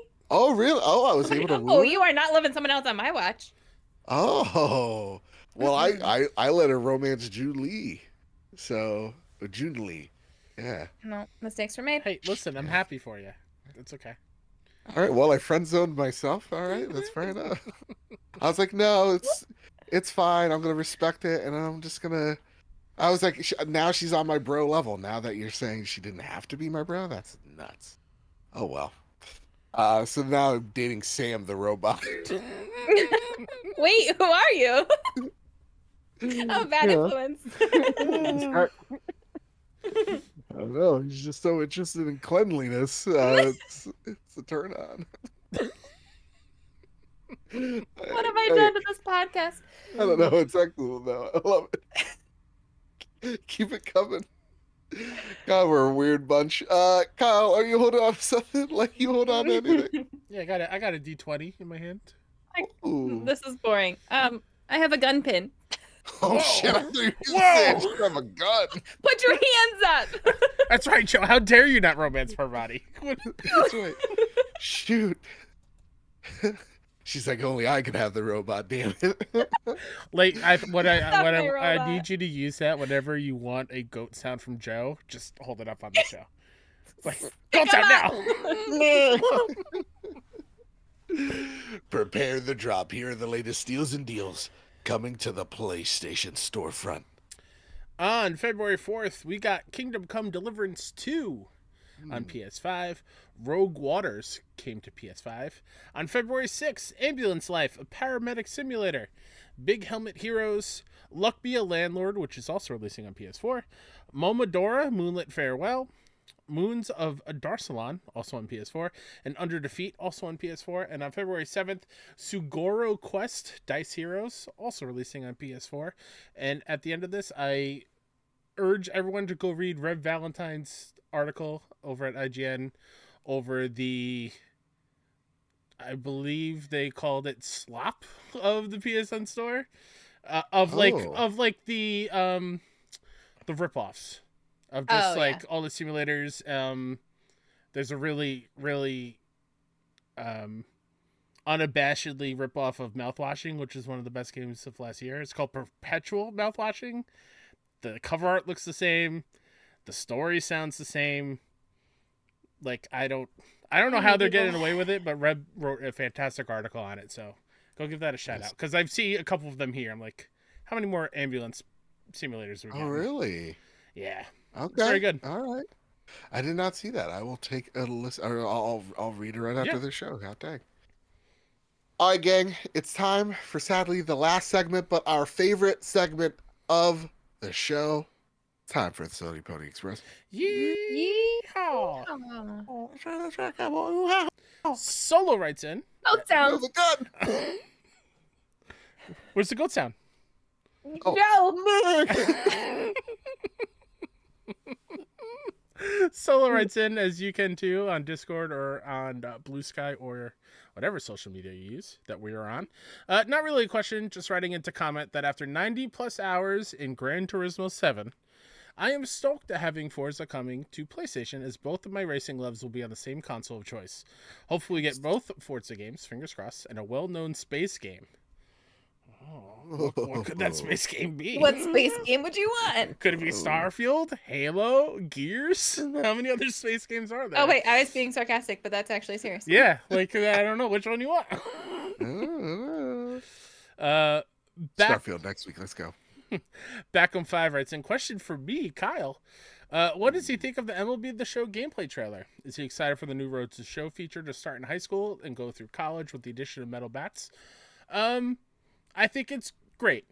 Reading the blog afterwards, you only play 3 games in high school and I think 3 games of college, so it's not as robust as I would like. But it's cool. I'm excited for whatever that new Diamond Dynasty mode will be.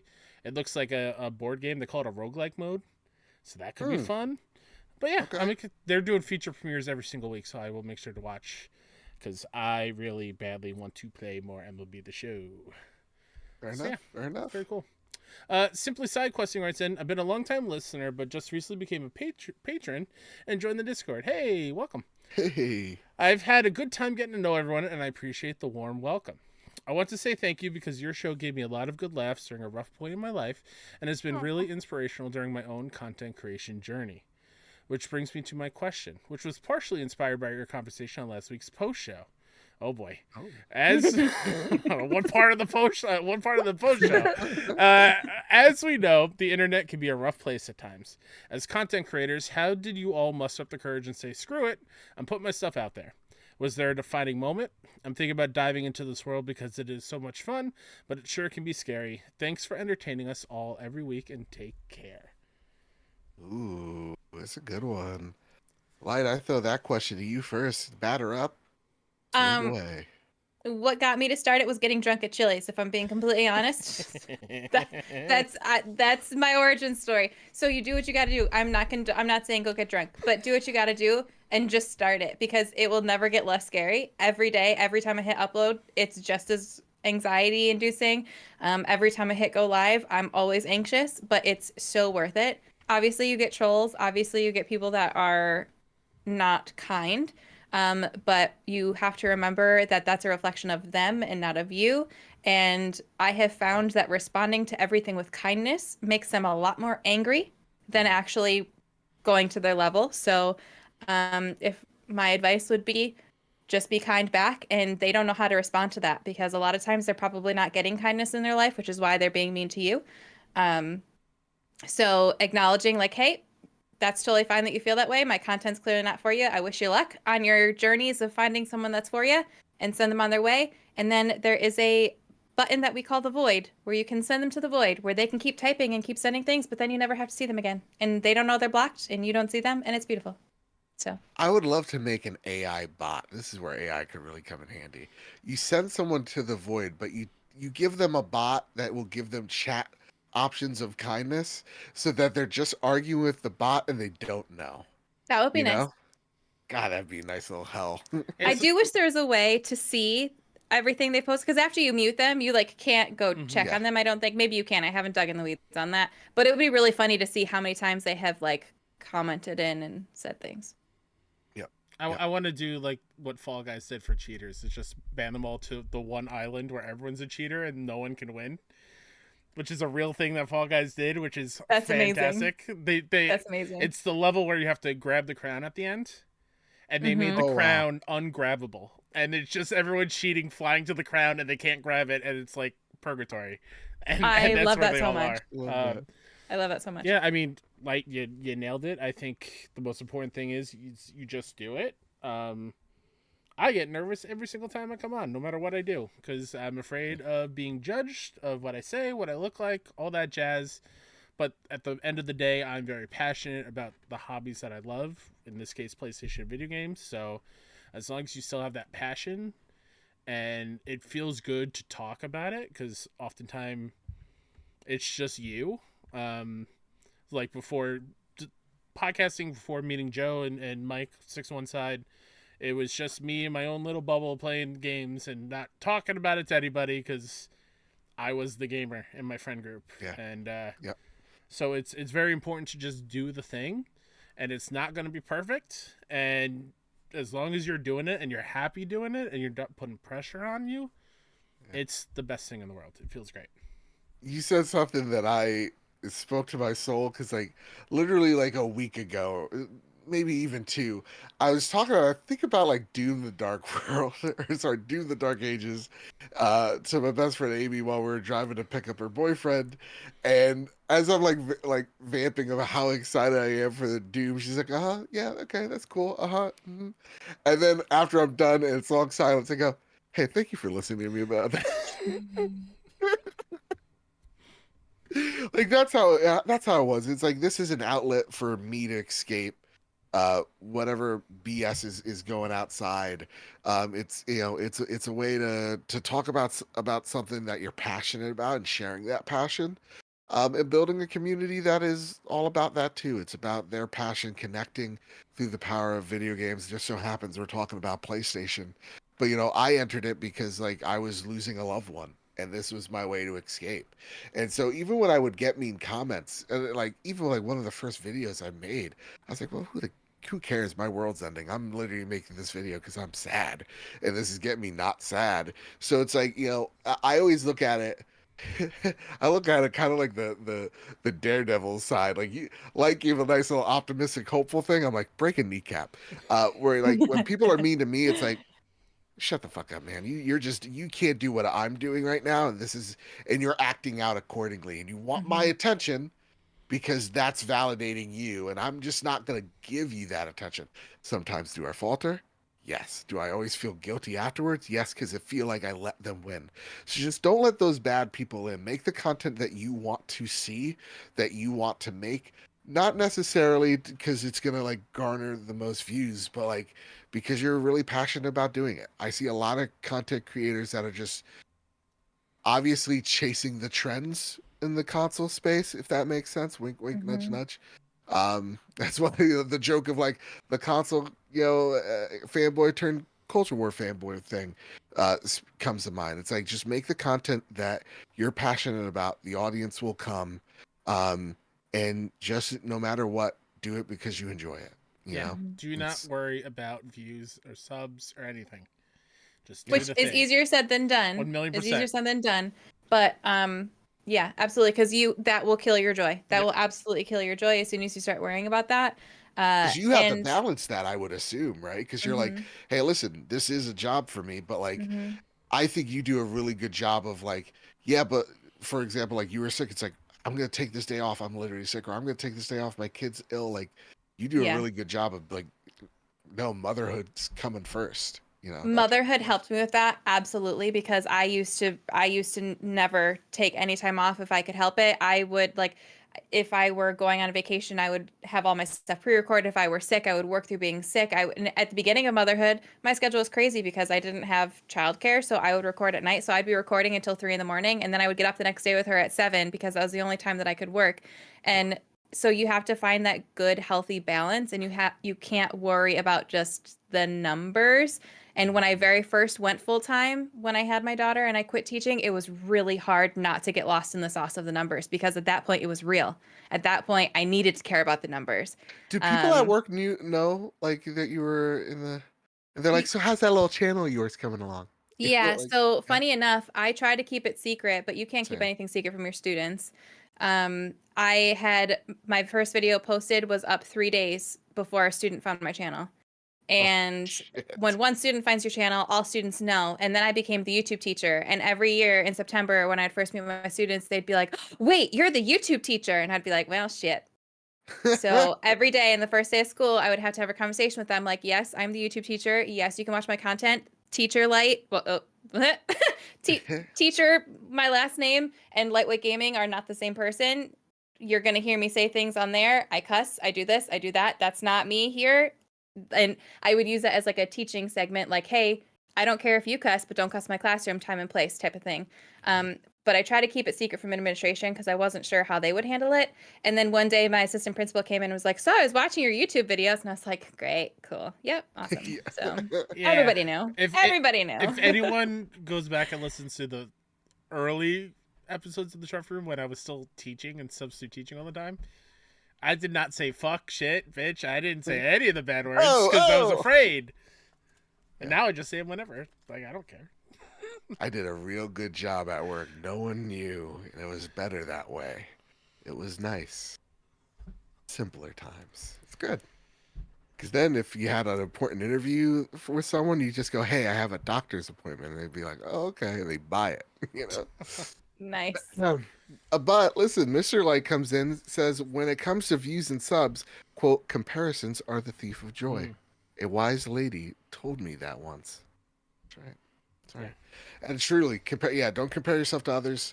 It's cool to have I guess content creator role models, but don't Again, easier hang on said to than their done success. because Yeah, imposter syndrome is a real thing, and it comes for us Every all, fucking and day, it yeah. always comes by when you don't want it to.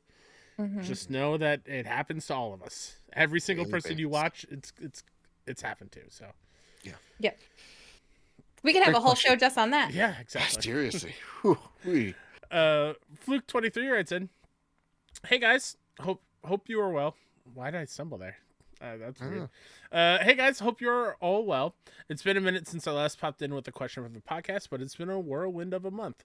Sadly, a few weeks ago, I lost my Nana. Oh, I'm sorry for your So loss. sorry. After almost a year of hospital visits and looking after her at home with her end-of-life care, she was only 4'10", but she was the biggest character in any room she was in.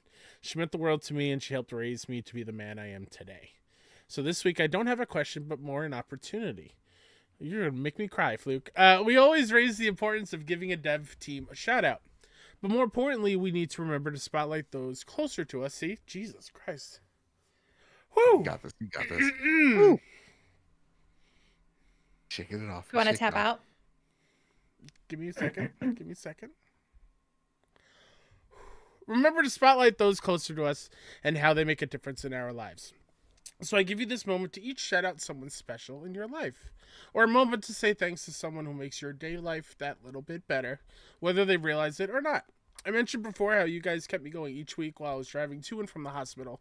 I personally would like to give you guys the spotlights as you've all done, as you're all so hardworking and always strive to bring the community the best of yourselves.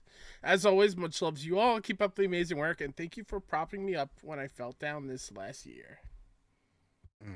First off, condolences, my friend. Losing my grandpa, literally the hardest thing. Losing Marty, literally the hardest thing. Got him tattooed on me. That's how much I love him. And even as much as like I love Abby, it's like, the world ain't the same without him. Um, that said, for me, I gotta thank Mama Bad Bit. Yeah, She's shout been out, giving Mom. me a lot of. First off, she's the most supportive person ever. I love my mother. She's my best friend. I am a mama's boy. I don't care. But like, she's literally the funniest person. She does not mean Can it. we bring up the text you brought up? Was it today? Yesterday? I think That it she thought there was- were only 3 members of the Fantastic Four? Yeah. Yeah, I go. I walk up to my mom and ask, "Hey, mom, was Fantastic Four a big thing when you were a kid?" My mom replies, "No. I know there's a movie coming out though. There's 3 of them, right?" Oh wait, not a joke. So sincere. She's like, "There's 3 of them, right?" Oh wait. Jonathan said, so she didn't see the Invisible Woman. That's what I Yeah, said. exactly. I said the same thing. Oh, it's so funny. He's the best. We need to have a Patreon episode where you guys just interview her things, ask her questions. It's gonna be great. She's been on the show before. Has she met Light yet on the show? Mm-mm. No, probably we not. I should haven't bring met her her. on to. She's, yeah. Maybe next week. Maybe that'll be the pre-show. Yeah. Yeah. But yeah, mine's Mama Bad Bit. What about you, Light? Mine would have to be my husband. I know it's Yeah. a basic bitch answer. Please But shine. Mr. Light, if you're still in the chat, he's the person I have to thank because he was the first one that when I told him about the channel didn't look at me like I was crazy and fully supported me and he says don't someone else. That's why I'm laughing, by the way, because you're saying these wonderful words about him, and then he goes, "Don't, someone else." That's our relationship in a nutshell. You should see our streams. I had someone be like, do they even like each other? That's our love language. That's our love language. I love that. Yeah, and obviously, since we've had our daughter in particular, I said that I wanted to quit teaching and jump into this full time, and he said, all right, let's figure out how to make it work. And he's absolutely made it work. And he has stepped up a lot on the back end in terms of taking care of our daughter in the evenings so that I could work when he's done. Like we do a little bit of tag teaming for a long time, which was not easy. We were like 2 passing ships in the wind, but he knew that this was a dream of mine that I wanted to pursue. So he absolutely stepped up so that we could do that.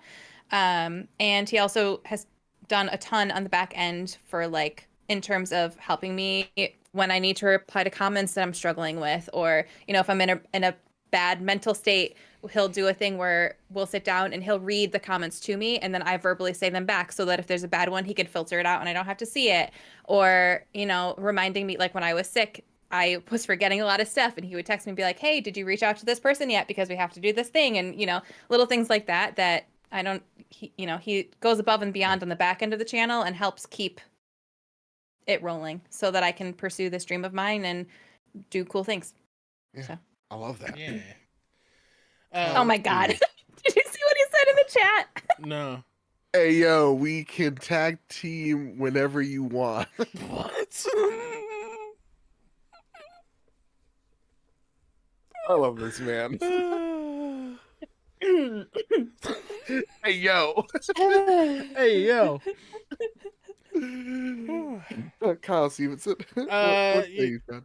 Outside of y'all, outside of Mike and the 6-1 fam, the kiddos, they're awesome. The twins just turned 12 on last Friday, which is crazy. Oldest is 14. Little guy, I think he'll be 3 in July. It's crazy. What is time? But it's easy to get bogged down in not important things, but seeing them every day and getting to joke around with them and just getting a hug means the world. So shout out to them. Fair enough. Yeah. That said, we'll save Yuna's question for the post show. because we're running a little late. Guys, gang, wish me luck because tomorrow, or as of you're listening to this, I start my first day of work. I gotta wake up bright and early, 6:30, because it's Yay. snowing. It's sleeting out tomorrow. You believe that? Oh, is it? I got Are a we shovel. getting Yeah, I winter got weather? Winter weather advisory tomorrow I hate for it. East Coasters. I almost want to say, hey, can I start on Friday or something? This sucks sleep. Can my first day be remote? Do I get a snow day? Exactly. Was that in my Yeah, contract? how does that work? How does snow days work over there? Can I just get one? All right. Long Anyway. Island's only going to get up to 2 inches, possibly. So Yeah, apparently ours is gonna be rough. And my little Toyota Corolla, God bless its heart, it's gonna try. It's gonna try its heart out. That said, is there anything y'all would like to spotlight before we get on out of here? Anything at all? Anything at all? Just the No? usual. You can subscribe to gaming channel Lightweight Gaming, reaction channel Lightweight Reacting, follow on socials. I got a lot of content, a lot of places. Well, normally, not right now because I was dying, but normally there's lots to look forward to over there. yeah, Mr. Excellent, K-Step excellent. everywhere. Go to 61indie.com. We now have a proper editor-in-chief over there, Becca Smith. Lots of indie Hey. news stuff, so you can go there, check out news, check out reviews. The Wish List is our new indie game podcast, or it's the same podcast, it's just a new name. And we've opened up submissions for our next showcase, so be on the lookout. Very exciting. There you go. And there's a newsletter, right? That you guys just announced. Oh, Is yeah, there yeah, yeah. anything? I don't know what that will be Yeah. yet, but there's a newsletter. There you go. Sign up for something we Lots don't of know. exciting things over there. Yeah. Oh, stuff. You know where to find me over at Mr. Badbit on Blue Sky. You can find this show over at Blue Sky at PS Trophy Room. You can find this show over on YouTube.com/PS Trophy Room, or just type in the Trophy Room of PlayStation Show. It will pop up there as well. If you like this video, please hit like, share, subscribe. It really does help us out. And if you're on podcast services, head on over to Spotify and hit us with a 5-star review over there, or on Apple Podcasts. And if you really, and I mean really, really, really, really liked us, then head on over to patreon.com/PS Trophy Room. Let's help the crew get to Summer Game Fest. With all that said, with all that out of the way, everybody keep your wits about you, keep hunting, and keep playing PlayStation. See y'all. Bye, love you. Bye.